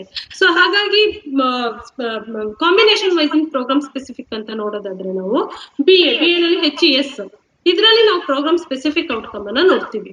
ಸೊ ಹೇಗೆ ಅಂತಂದ್ರೆ BA HES ಅಂದ್ರೆ ಹಿಸ್ಟ್ರಿ ಓದಿರುವಂತಹ ಸ್ಟೂಡೆಂಟ್ಸ್ ಯಾವ ರೀತಿಯಾದಂತ ನಾಲೆಡ್ಜ್ ಪಡ್ಕೊಂತಾರೆ, ಅವನಿಗೆ ಯಾವ ರೀತಿ ನಾಲೆಡ್ಜ್ ಇರುತ್ತೆ, ಸ್ಕಿಲ್ಸ್ ನ ಪಡ್ಕೋಬಹುದು, ಅವನು ಹಿಸ್ಟ್ರಿ ಓದಿದ ನಂತರ ಅವ್ನು ಯಾವ ರೀತಿಯಲ್ಲಿ ಕೆಲಸ ತಗೋಬಹುದು ಅನ್ನುವಂತ ಸ್ಟೇಟ್ಮೆಂಟ್. ಅದೇ ತರ HES ಅಲ್ಲಿ ಎಕನಾಮಿಕ್ಸ್ ಅನ್ನ ಓದಿದ್ರೆ ಯಾವ ರೀತಿ ನಾಲೆಡ್ಜ್ ಬರುತ್ತೆ, ಯಾವ ರೀತಿ ಸ್ಕಿಲ್ಸ್ ನಾನು ಗೇನ್ ಮಾಡ್ಕೊಂತಾನೆ ಅಂತ. HES ಕಾಂಬಿನೇಷನ್, ಮೂರನೇ ಡಿಸಿಪ್ಲಿನ್ ಓರಿಯೆಂಟೆಡ್ ಆಗಿ ನೋಡೋದಾದ್ರೆ ಸೋಷಿಯಾಲಜಿ. ಸೊ ಆ ಸೋಷಿಯಾಲಜಿಯನ್ನು ಓದಿದ್ರೆ ಅವ್ನು ಯಾವ ರೀತಿ ನಾಲೆಡ್ಜ್ ಬರುತ್ತೆ, ಯಾವ ರೀತಿಯಾದಂತಹ ಸ್ಕಿಲ್ಸ್ ನ ಪಡ್ಕೊಂತಾನೆ ಅನ್ನುವಂತಹ ಸ್ಟೇಟ್ಮೆಂಟ್. ಈ ರೀತಿ ಕಾಂಬಿನೇಷನ್ ವೈಸ್ ಒಂದೊಂದನ್ನೇ ತಗೊಂಡು ಸ್ಪೆಸಿಫಿಕ್ ಆಗಿ ಔಟ್ಕಮ್ ಅನ್ನ ಮಾಡಿದಾಗ ಅದು ಪ್ರೋಗ್ರಾಮ್ ಸ್ಪೆಸಿಫಿಕ್ ಔಟ್ಕಮ್. ಸೊ ಹಾಗಾದ್ರೆ ಬಿಕಾಮ್ ಸಿಂಗಲ್ ಪ್ರೋಗ್ರಾಮ್, ಅದರಲ್ಲಿ ಪ್ರೋಗ್ರಾಮ್ ಸ್ಪೆಸಿಫಿಕ್ ಹೇಗ್ ಬರುತ್ತೆ ಆ ತರ ಕೇಳಿದಾಗ, ಸೊ ಬಿಕಾಮ್ ನಾರ್ಮಲ್ ಆಗಿ ಪ್ರೋಗ್ರಾಮ್ ಔಟ್ಕಮ್ ಅಂತ ಕೊಟ್ಟಾಗ ಬಿಕಾಮ್ ಮಾಡಿದಂತವ್ರು, ಸೊ ಅವರು ಅಕೌಂಟ್ಸ್ ರಿಲೇಟೆಡ್ ಯಾವುದೇ ಕೆಲಸಗಳನ್ನು ಮಾಡಬಹುದು, HR ಆಗಿ ಹೋಗ್ಬೋದು, ಅಕೌಂಟ್ CS ಮಾಡಬಹುದು, ಆಮೇಲೆ ಕಾಂಪಿಟೇಟಿವ್ ಎಕ್ಸಾಮ್ಸ್ ಗಳಿಗೆ ಪ್ರಿಪೇರ್ ಆಗಬಹುದು. ಸೊ ಆ ರೀತಿ ಒಂದು ಪ್ರೋಗ್ರಾಮ್ ಔಟ್ಕಮ್ ಕೊಟ್ರೆ ಪ್ರೋಗ್ರಾಮ್ ಸ್ಪೆಸಿಫಿಕ್ ಆಗಿ ಅಕೌಂಟ್ಸ್ ರಿಲೇಟೆಡ್ ಅಲ್ಲೇನೆ ಅವನು ಸಾಧನೆಯನ್ನ ಮಾಡಬಹುದು ಅಂತ ಅನ್ನೋದನ್ನ ಪ್ರೋಗ್ರಾಮ್ ಸ್ಪೆಸಿಫಿಕ್ ಆಗಿರುತ್ತೆ. ಸೊ ಹೀಗೆ ಪ್ರೋಗ್ರಾಮ್ ಔಟ್ಕಮ್ ಮತ್ತೆ ಪ್ರೋಗ್ರಾಮ್ ಸ್ಪೆಸಿಫಿಕ್ ಔಟ್ಕಮ್ ನೋಡಿದ್ರೆ ನೆಕ್ಸ್ಟ್ ಇನ್ನೊಂದು ಕೋರ್ಸ್ ಔಟ್ಕಮ್. ಕೋರ್ಸ್ ಔಟ್ಕಮ್ ಅಂತಂದ್ರೆ ಈಗ ಫಾರ್ ಎಕ್ಸಾಂಪಲ್ ಇವಾಗ HES ಅಂತ ನಾನು ಹೇಳಿದೆ. ಸೊ HES ನಲ್ಲಿ ಹಿಸ್ಟ್ರಿ ಒಂದನ್ನು ತಗೊಂಡ್ರೆ ಹಿಸ್ಟ್ರಿನಲ್ಲಿ ಇಂಡಿಯನ್ ಹಿಸ್ಟ್ರಿ ಅಂತ ಇರುತ್ತೆ ಫಸ್ಟ್ ಇಯರ್ ನಲ್ಲಿ. ಸೊ ಇಂಡಿಯನ್ ಹಿಸ್ಟ್ರಿ ಇತ್ತು ಅಂತಂದ್ರೆ ಇಂಡಿಯನ್ ಹಿಸ್ಟ್ರಿ ಒಂದು ಕೋರ್ಸ್, ನಾವು ಕಾಮನ್ ಆಗಿ ಪೇಪರ್ ಅಂತ ಕರಿತೀವಿ, ಆದ್ರೆ ಅದೊಂದು ಕೋರ್ಸ್. ಸೊ ಹಾಗಾಗಿ ಆ ಕೋರ್ಸ್ ಅನ್ನ ಓದಿದಾಗ ಇಂಡಿಯನ್ ಹಿಸ್ಟ್ರಿ ಅನ್ನೋದೊಂದು ನಾವು ಕರೆಯೋ ಹಾಗೆ ಪೇಪರು, ಆದ್ರೆ ನ್ಯಾಕ್ನವ್ರ ಪ್ರಕಾರ ಕೋರ್ಸ್. ಆ ಕೋರ್ಸ್ ಅನ್ನ ಓದಿದಾಗ ಅವನ್ ಏನೇನ್ ನಾಲೆಡ್ಜ್ ಬರುತ್ತೆ ಇಂಡಿಯನ್ ಹಿಸ್ಟ್ರಿ ಓದಿದಾಗ, ಅದೇ ತರ ಯುರೋಪಿಯನ್ ಹಿಸ್ಟ್ರಿಯನ್ನು ಓದಿದಾಗ ಅವನಿಗೆ ಏನೇನ್ ಸ್ಕಿಲ್ ಬರುತ್ತೆ, ಏನೇನ್ ನಾಲೆಡ್ಜ್ ಬರುತ್ತೆ. ಹಾಗೆ ಎಕನಾಮಿಕ್ಸ್ ಅಂತ ಬಂದಾಗ ಮೈಕ್ರೋ ಎಕನಾಮಿಕ್ಸ್ ಅಂತ ಇದ್ರೆ ಆ ಒಂದು ಕೋರ್ಸ್ ಅನ್ನ ಓದಿದಾಗ, ಅಂದ್ರೆ ಪ್ರೋಗ್ರಾಮ್ ಅಂತ ನಾವ್ ಅಂತೀವಿ, ಕೋರ್ಸ್ ಅನ್ನ ಓದಿದಾಗ ಯಾವ ಸ್ಕಿಲ್ ಇದೆ, ಯಾವ ನಾಲೆಡ್ಜ್ ಬರುತ್ತೆ. ಅಥವಾ ಮ್ಯಾಕ್ರೋ ಎಕನಾಮಿಕ್ಸ್ ಅನ್ನ ಓದಿದಾಗ ಯಾವ ಸ್ಕಿಲ್ಸ್ ಇರುತ್ತೆ, ಯಾವ ನಾಲೆಡ್ಜ್ ಅನ್ನ ಪಡ್ಕೊಂತಾರೆ. ಸೊ ಹಾಗೆ ನಾವೀಗ ಏನ್ ಪೇಪರ್ ಅಂತ ಅಂತೀವಿ, ಆ ಪೇಪರ್ ಅನ್ನ ಕೋರ್ಸ್ ಅಂತಾರೆ. ಆ ಕೋರ್ಸ್ ಅನ್ನು ಓದಿದಾಗ ಯಾವ ರೀತಿ ಸ್ಕಿಲ್ಸ್ ನಾಲೆಡ್ಜ್ ಅವ್ನು ಪಡ್ಕೊಂತಾನೆ ಅನ್ನೋದನ್ನ ನಾವು ಸ್ಟೇಟ್ಮೆಂಟ್ ರೂಪದಲ್ಲಿ ಕೊಡೋದೇನೆ ಕೋರ್ಸ್ ಔಟ್ಕಮ್. ಸೊ ನಾನು programme outcome, programme specific outcome, course outcome ಬಗ್ಗೆ ತಿಳಿಸಿದೀನಿ. ಇದ್ರ ಬಗ್ಗೆ ಸಾಕಷ್ಟು ಜನರು ಮಾಡಿ ಅದನ್ನ ವೆಬ್ಸೈಟಿಗೆ ಹಾಕಿದ್ರಿ, ಇನ್ನ ಕೆಲವೊಂದು ಕಾಲೇಜಿನವರು ವೆಬ್ಸೈಟ್ ಹಾಕಿಲ್ಲ. ದಯವಿಟ್ಟು ಆ programme outcome, course outcome, programme specific outcome ಅನ್ನ ಮಾಡಿ ನಿಮ್ಮ ಕಾಲೇಜಿನ ವೆಬ್ಸೈಟ್ಗೆ ಅದನ್ನ ಅಪ್ಲೋಡ್ ಮಾಡಿ. ಮತ್ತೆ ಯೂನಿವರ್ಸಿಟಿಯಿಂದನೇ ಪ್ರೋಗ್ರಾಮ್ ಔಟ್ಕಮ್ ತುಂಬಾ ಕಡೆನಲ್ಲಿ ಕೊಡ್ತಿದ್ದಾರೆ, ಅದನ್ನ ಕಲೆಕ್ಟ್ ಮಾಡ್ಕೊಂಡು ನೀವು ಹಾಕಬಹುದು. ಬಟ್ ಇದು ಬರೀ ಒಂದು ಪಾರ್ಟ್ ಅಷ್ಟೇ. ಸೊ ಎರಡನೇ ಅತಿ ಮುಖ್ಯವಾದ ಪಾರ್ಟ್ ಈ ಕ್ವೆಶನ್ ಅಲ್ಲಿ ಕೇಳಿರುವಂತದ್ದು, teachers and students are aware of the selected program outcome and course outcome ಅಂತ. ಸೊ ನೀವು ಪ್ರೋಗ್ರಾಮ್ ಔಟ್ಕಮ್ ಮಾಡಿದ್ರೆ, ಕೋರ್ಸ್ ಔಟ್ಕಮ್ ಮಾಡಿದಿರಿ ಸರಿ, ಆದ್ರೆ ಅದು ಟೀಚರ್ಸ್ ಮತ್ತೆ ಸ್ಟೂಡೆಂಟ್ಸ್ ಗೆ ಎಷ್ಟು ಅವೇರ್ನೆಸ್ ಇದೆ ಅಂತ. ಸೊ ಇಲ್ಲಿ ನೀವು ಆನ್ಸರ್ ಮಾಡ್ಬೇಕಾಗಿರೋದು 500 ವರ್ಡ್ಸ್ ನಲ್ಲಿ ಹೆಂಗ್ ಅವೇರ್ ಮಾಡ್ತಿದ್ದೀರಿ. ಒಂದೇದು ವೆಬ್ಸೈಟ್ ಹಾಕಿದಿರಿ, ಅದನ್ನ ನೀವು ಇಲ್ಲಿ ಮೆನ್ಷನ್ ಮಾಡ್ಬೇಕಾಗಿರುತ್ತೆ. ಎರಡನೇದು ಡಿಪಾರ್ಟ್ಮೆಂಟಲ್ ಮೀಟಿಂಗ್ಸ್ ಗಳಲ್ಲಿ ನೀವು ಪ್ರೋಗ್ರಾಮ್ ಔಟ್ಕಮ್, ಕೋರ್ಸ್ ಔಟ್ಕಮ್ ಗಳ ಬಗ್ಗೆ ಡಿಸ್ಕಸ್ ಮಾಡಿರ್ಬೋದು, ಅದನ್ನ ನೀವು ಮಿನಿಟ್ಸ್ ಆಫ್ ಮೀಟಿಂಗ್ ಅಲ್ಲಿ ತೋರಿಸುವಂತದ್ದು, ಅಥವಾ ನೀವು ಡಿಸ್ಕಸ್ ಮಾಡಿದ್ರೆ ಒಂದು ರಿಪೋರ್ಟ್ ಅನ್ನ ರೆಡಿ ಮಾಡುವಂತದ್ದು. ಸೊ ಮೂರನೇದು ನೀವು ಸಿಲೆಬಸ್ ಬರೆಸುವ ಟೈಮ್ ನಲ್ಲಿ ಸ್ಟೂಡೆಂಟ್ಸ್ ಗೆ ನೀವು ಇಂಟಿಮೇಷನ್ ಮಾಡಿದಿರಿ, ತಿಳಿಸಿದಿರಿ ಅನ್ನೋದನ್ನ ನೀವು ತೋರಿಸುವಂತದ್ದು. ಅಥವಾ ನೀವು ಓರಿಯೆಂಟೇಶನ್ ಪ್ರೋಗ್ರಾಮ್ ಮಾಡಿರ್ತೀರಿ ಫಸ್ಟ್ ಸ್ಟೂಡೆಂಟ್ಸ್ ಅವಾಗ ನೀವು ಅಲ್ಲಿ ಪ್ರೋಗ್ರಾಮ್ ಔಟ್ಕಮ್ ಅನ್ನ ತಿಳಿಸಿರ್ಬೋದು. ಆ ಓರಿಯೆಂಟೇಶನ್ ಪ್ರೋಗ್ರಾಮ್ ನಾವು ತಿಳಿಸಿದ್ವಿ ಅನ್ನೋದಕ್ಕೆ ಡಾಕ್ಯುಮೆಂಟ್. ಸೊ ಇಲ್ಲಿ ನೋಡುವಂತದ್ದು ಅದನ್ನ ಏನು 15 ಮಾರ್ಕ್ಸ್ ಗೆ ನೀವು ರೈಟ್ ಅಪ್ ರೆಡಿ ಮಾಡ್ತೀರಿ 500 ವರ್ಡ್ಸ್ ನಲ್ಲಿ, ಅದ್ರಲ್ಲಿ ನೀವು ಯಾವ ರೀತಿ ಅವೇರ್ ಮಾಡಿದೀರಿ ಅನ್ನುವಂಥದ್ದನ್ನ ಈ ರೈಟ್ ಅಪ್ ಅಲ್ಲಿ ಕೇಳ್ತಾರೆ. ಇದು ಎರಡನೇ ಮುಖ್ಯವಾದ ಪಾಯಿಂಟ್. ಮೂರನೇದು ಪಾಯಿಂಟ್ ಬಂದ್ಬಿಟ್ಟು, ಸೊ ನೀವು ಪ್ರೋಗ್ರಾಮ್ ಸ್ಪೆಸಿಫಿಕ್ ಮತ್ತೆ ಪ್ರೋಗ್ರಾಮ್ ಔಟ್ಕಮ್ಗೆ ಡಾಕ್ಯುಮೆಂಟ್ಸ್ ಅಂತಂದಾಗ ಸಿಲೆಬಸ್ ಕಾಪೀಸ್ ಬೇಕಾಗಿರುತ್ತೆ, ಮತ್ತೆ programme outcome, course outcome, programme specific outcome, so ಅವುಗಳನ್ನ ಡಾಕ್ಯುಮೆಂಟ್ ಆಗಿ ಇಟ್ಕೋಬೇಕಾಗಿರುತ್ತೆ. ನಾಲ್ಕನೇದು ನೋಟಿಸ್ ಬೋರ್ಡ್ ಹಾಕಿರ್ತಿರೋ, ಅಥವಾ ವೆಬ್ಸೈಟ್ ಹಾಕಿರ್ತಿರೋ, ಅಥವಾ ಸ್ಟೂಡೆಂಟ್ಸ್ ಗೆ ಸಿಲೆಬಸ್ ಬರೆಸ್ತಿರೋ, ಸೊ ನೀವೇನ್ ಮಾಡ್ತೀರಿ ಅಂತ ಅನ್ನೋದಕ್ಕೆ ನೀವು ಡಾಕ್ಯುಮೆಂಟ್ ಅನ್ನ ನೀವು ಇಲ್ಲಿ ಮೇಂಟೈನ್ ಮಾಡ್ಬೇಕಾಗಿರುತ್ತೆ. ಆ ಒಂದು ಡಾಕ್ಯುಮೆಂಟ್ ಅನ್ನ ನೀವು ರಿಪೋರ್ಟ್ ಮಾಡಿ ಇಲ್ಲಿ ಇಟ್ಕೊಬೇಕಾಗಿರುತ್ತೆ ಡಾಕ್ಯುಮೆಂಟ್ ಆಗಿ. ಇದು 2.6.1. ಸೊ 2.6.2 ಈ ಒಂದು 2.6.1 ಗೆ ಸಂಬಂಧಪಟ್ಟಂತಹ ಮಾಹಿತಿನೇ ಇಲ್ಲಿರುತ್ತೆ. ಸೊ ಇದ್ರಲ್ಲಿ ಏನ್ ಹೇಳ್ತಾರೆ, attainment of program outcome and course outcome are evaluated by the institution. So ನೀವೇನ್ ಪ್ರೋಗ್ರಾಮ್ ಔಟ್ಕಮ್ ಮಾಡಿದ್ರಿ, ಕೋರ್ಸ್ ಔಟ್ಕಮ್ ಮಾಡಿದ್ರಿ, ಸೊ ಅದು ಅಟೈನ್ಮೆಂಟ್ ಆಗಿದೆಯಾ ಅನ್ನೋದನ್ನ ಇನ್ಸ್ಟಿಟ್ಯೂಷನ್ ಅಲ್ಲಿ ನೋಡಿದೀರಾ ಅಂತ ಹೇಳಿ ಇದ್ರಲ್ಲಿ ಕೇಳುವಂತದ್ದು. ಇಲ್ಲೂ ಸಹ ಎರಡು ಮುಖ್ಯವಾದಂತಹ ಕೆಲಸವನ್ನ ಮಾಡ್ಬೇಕಾಗಿರುತ್ತೆ. ಒಂದೇದು ಬಂದು ಪ್ರೋಗ್ರಾಮ್ ಔಟ್ಕಮ್ ಮತ್ತೆ ಕೋರ್ಸ್ ಔಟ್ಕಮ್ ಅಟೈನ್ಮೆಂಟ್ ಅಂದ್ರೆ ಏನು ಅಂತ ತಿಳ್ಕೊಳ್ಳೋಣ. ಇಲ್ಲಿ ಎರಡು ರೀತಿ ಅಟೈನ್ಮೆಂಟ್ ನೋಡ್ಬೋದು, ಒಂದು ಡೈರೆಕ್ಟ್ ಅಟೈನ್ಮೆಂಟ್, ಇನ್ನೊಂದು ಇಂಡೈರೆಕ್ಟ್ ಅಟೈನ್ಮೆಂಟ್. ಡೈರೆಕ್ಟ್ ಅಟೈನ್ಮೆಂಟ್ ಅಂದಾಗ ನಾವು ಇಂಟರ್ನಲ್ ಎಕ್ಸಾಮಿನೇಷನ್ಸ್ ಮಾಡಿರ್ತೀವಿ, ಅದರಲ್ಲಿ ನಾವೇನ್ ಟೀಚ್ ಮಾಡಿದೀವಿ ಅದನ್ನ ಅವನು ಪ್ರಾಜೆಕ್ಟ್ ಕೊಟ್ಟಿರ್ಬೋದು, ಪ್ರೆಸೆಂಟೇಷನ್ಸ್ ಕೊಟ್ಟಿರ್ಬೋದು, ಟೆಸ್ಟ್ ಕೊಟ್ಟಿರ್ಬೋದು, ಅದರಲ್ಲಿ ನಾವು ಅವ್ನು ಅಟೈನ್ಮೆಂಟ್ ಆಗಿದ್ದಾನೆ ಅಂತಿರ್ಬೋದು. ಮತ್ತೆ ಎಕ್ಸ್ಟರ್ನಲ್ ಎಕ್ಸಾಮಿನೇಷನ್ ಏನ್ ನಡೆಯುತ್ತೆ, ಸೆಮಿಸ್ಟರ್ ವೈಸ್ ಎಕ್ಸಾಮಿನೇಷನ್, ಅದ್ರಲ್ಲಿ ಅವ್ನು ಅಟೈನ್ಮೆಂಟ್ ಆಗ್ತಿದ್ದಾನ, ತಿಳಿದಿದ್ಯಾ ವಿಷಯ ಅವನಿಗೆ ಅನ್ನೋದು ಗೊತ್ತಾಗುತ್ತೆ. ಮತ್ತೆ ಪ್ರಾಜೆಕ್ಟ್ ವರ್ಕ್ ಗಳನ್ನ ಕೊಡುವಂಥದ್ದು, ಸೆಮಿನಾರ್ಸ್ ಗಳನ್ನ ಮಾಡಿಸೋದು, ಪ್ರೆಸೆಂಟೇಷನ್ ಮಾಡಿಸೋದು, ಇದ್ರ ಮೂಲಕನೂ ಸಹ ನೀವು ಅಟೈನ್ಮೆಂಟ್ ಆಗಿದ್ದಾನ ಅನ್ನೋದನ್ನ ಚೆಕ್ ಮಾಡಬಹುದು. ಸೊ ನೀವು ಮಾಡಿದ್ರೆ ಆ ಡಾಕ್ಯುಮೆಂಟ್ ಅನ್ನ ಇಟ್ಕೋಬೇಕಾಗಿರುತ್ತೆ. ಎರಡನೇದು ಇಂಡೈರೆಕ್ಟ್ ಮೆಥಡ್ ಅಂತ ಅಂದಾಗ ಅವ್ನು ಅದೇ ಫೀಲ್ಡ್ ನಲ್ಲಿ ಕೆಲಸಕ್ಕೆ ಹೋಗಿದಾನ ಇಲ್ಲ ಅಂತ ಚೆಕ್ ಮಾಡುವಂಥದ್ದು. ಈಗ ಜರ್ನಲಿಸಂ ಸ್ಟೂಡೆಂಟ್ ಜರ್ನಲಿಸಂ ಓದಿರ್ತಾನೆ, ಸೊ ಅವನು ಜರ್ನಲಿಸಂ ಓದ್ ಮುಗಿದ ನಂತರ ಅವನು ಯಾವ್ದೋ ನ್ಯೂಸ್ ರಿಪೋರ್ಟರ್ ಆಗಿನೋ ಅಥವಾ ನ್ಯೂಸ್ ಪೇಪರ್ ನಲ್ಲೋ ಏನೋ ವರ್ಕ್ ಮಾಡ್ತಿದ್ದಾನೆ ಅಂದ್ರೆ ಅವನು ಇಷ್ಟು ವರ್ಷ ಜರ್ನಲಿಸಂ 3 ವರ್ಷ ಓದಿರ್ತಾನೆ, ಅದೇ ಫೀಲ್ಡ್ ನಲ್ಲಿ ಹೋಗಿ ಅವನು ಕೆಲಸ ಮಾಡ್ತಿದ್ದಾನೆ ಅನ್ನೋದು ಅರ್ಥ ಆಗುತ್ತೆ. ಸೊ ಅದು ಅಟೈನ್ಮೆಂಟ್ ಆಗುತ್ತೆ. ಸೊ ಅದೇ ತರ ಬಿಕಾಮ್ ಓದ್ಬಿಟ್ಟು ಅವನು ಯಾವ್ದು CS ಮಾಡಿರ್ತಾನೆ ಅಥವಾ ಯಾವ್ದೋ ಅಕೌಂಟ್ಸ್ ರಿಲೇಟೆಡ್ ವರ್ಕ್ ಮಾಡ್ತಿರ್ತಾನೆ ಅಂತಂದ್ರೆ ಸೊ ಅದು ಸಹ ಅಷ್ಟೇ ಅಟೈನ್ಮೆಂಟ್ ಆಗಿದೆ ಅಂತ. ಅಥವಾ ಒಬ್ಬ BSW ಸ್ಟೂಡೆಂಟ್ ಸೊ NGO ಎಲ್ಲ ಓದ್ಕೊಂಡು NGO ಹೋಗಿ ಕೆಲಸ ಮಾಡ್ತಾನೆ ಅಂತಂದ್ರೆ ಅದು ಅಟೈನ್ಮೆಂಟ್ ಆಗಿದೆ ಅಂತ. ಸೊ ಈ ರೀತಿ ಇಂಡೈರೆಕ್ಟ್ ಮೆಥಡ್ ನಲ್ಲಿನೂ ಸಹ ನೀವು ಮಾಡಿದ್ದೀರಿ. ಸೊ ಇದಕ್ಕೆ ಏನ್ ಕೆಲ್ಸಕ್ಕೆ ಹೋಗಿದ್ದಾನೆ, ಏನೇನ್ ಮಾಡಿದ್ದೀರಿ ಅದೆಲ್ಲದನ್ನು ಸಹ ನೀವು ಡಾಕ್ಯುಮೆಂಟ್ ಆಗಿ ಇಟ್ಕೊಂಡ್ರೆ ಆಗುತ್ತೆ. ಮತ್ತೆ ಮುಖ್ಯವಾಗಿ ರಿಸಲ್ಟ್ ಅನಾಲಿಸಿಸ್ ಮತ್ತೆ ಬೇರೆ ನಾನು ಈಗ ಏನ್ ಹೇಳಿದೆ ಆ ಸಪೋರ್ಟಿವ್ ಡಾಕ್ಯುಮೆಂಟ್ಸ್ ಇದ್ರೆ ಅದಕ್ಕೆ ಸಂಬಂಧಪಟ್ಟಂತ 500 ವರ್ಡ್ಸ್ ನಲ್ಲಿ ನೀವು ಎಫೆಕ್ಟಿವ್ ಆಗಿ ಕರೆಕ್ಟ್ ಆದ ಸ್ಪೆಸಿಫಿಕ್ ಇನ್ಫಾರ್ಮೇಶನ್ ಅನ್ನ ನೀವು ಇಲ್ಲಿ ಕೊಡ್ಬೇಕಾಗಿರುತ್ತೆ. ಸೊ ಹೀಗೆ ಕೊಟ್ಟಾಗ 15 ವೇಟೇಜ್ ಅನ್ನ ಕೊಡ್ಕೋಬಹುದು. ಇದು 2.6 ಬಂದು ಸ್ಟೂಡೆಂಟ್ಸ್ ಲರ್ನಿಂಗ್ ಔಟ್ಕಮ್ ಇದೆ, ಪ್ರೋಗ್ರಾಮ್ ಔಟ್ಕಮ್ ಮತ್ತೆ ಕೋರ್ಸ್ ಔಟ್ಕಮ್ ಸಂಬಂಧಪಟ್ಟಿದ್ದು.